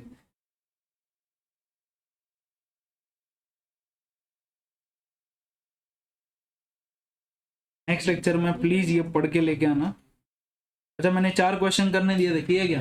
आए क्या आंसर? कोई डाउट है कि बाकी के क्वेश्चंस प्लीज नेक्स्ट लेक्चर में करके लेके आना, तो मैं डिस्कस करूंगा। तुम करके लेके आओगे तो मैं डिस्कस करूंगा, करके नहीं लेके आओगे तो मैं डिस्कस ही नहीं करता हूँ। ठीक है, भी नेक्स्ट लेक्चर अपना कल है ना, कल अपन करेंगे टैक्स इनवॉइस वाला chapter. Tax invoice, debit note, credit note, वो एक ही दिन का चैप्टर है, वो पंचायत वाला चैप्टर है, क्योंकि उसमें से मैंने आधी चीजें आपको, एक सेक्शन है ना 31, वो तो मैंने टाइम ऑफ सप्लाई के टाइम पे ही करवा दिया है। अरे इनवॉइस कब इशू करने का, अभी इनवॉइस कब इशू करने का वो पढ़ा दिया। अभी इनवॉइस में क्या क्या होना चाहिए वो पढ़ाने का। तो क्या क्या होना चाहिए तो नॉर्मल तुमको भी पता है क्या क्या चीजें होनी चाहिए। कुछ नहीं तो एक काम करना, कोई भी कुछ भी परचेस किया होगा ना घर पे, तो बिल देख लेना एक बार, तो मेरे को कल आसानी पड़ेगा। चलो बाय।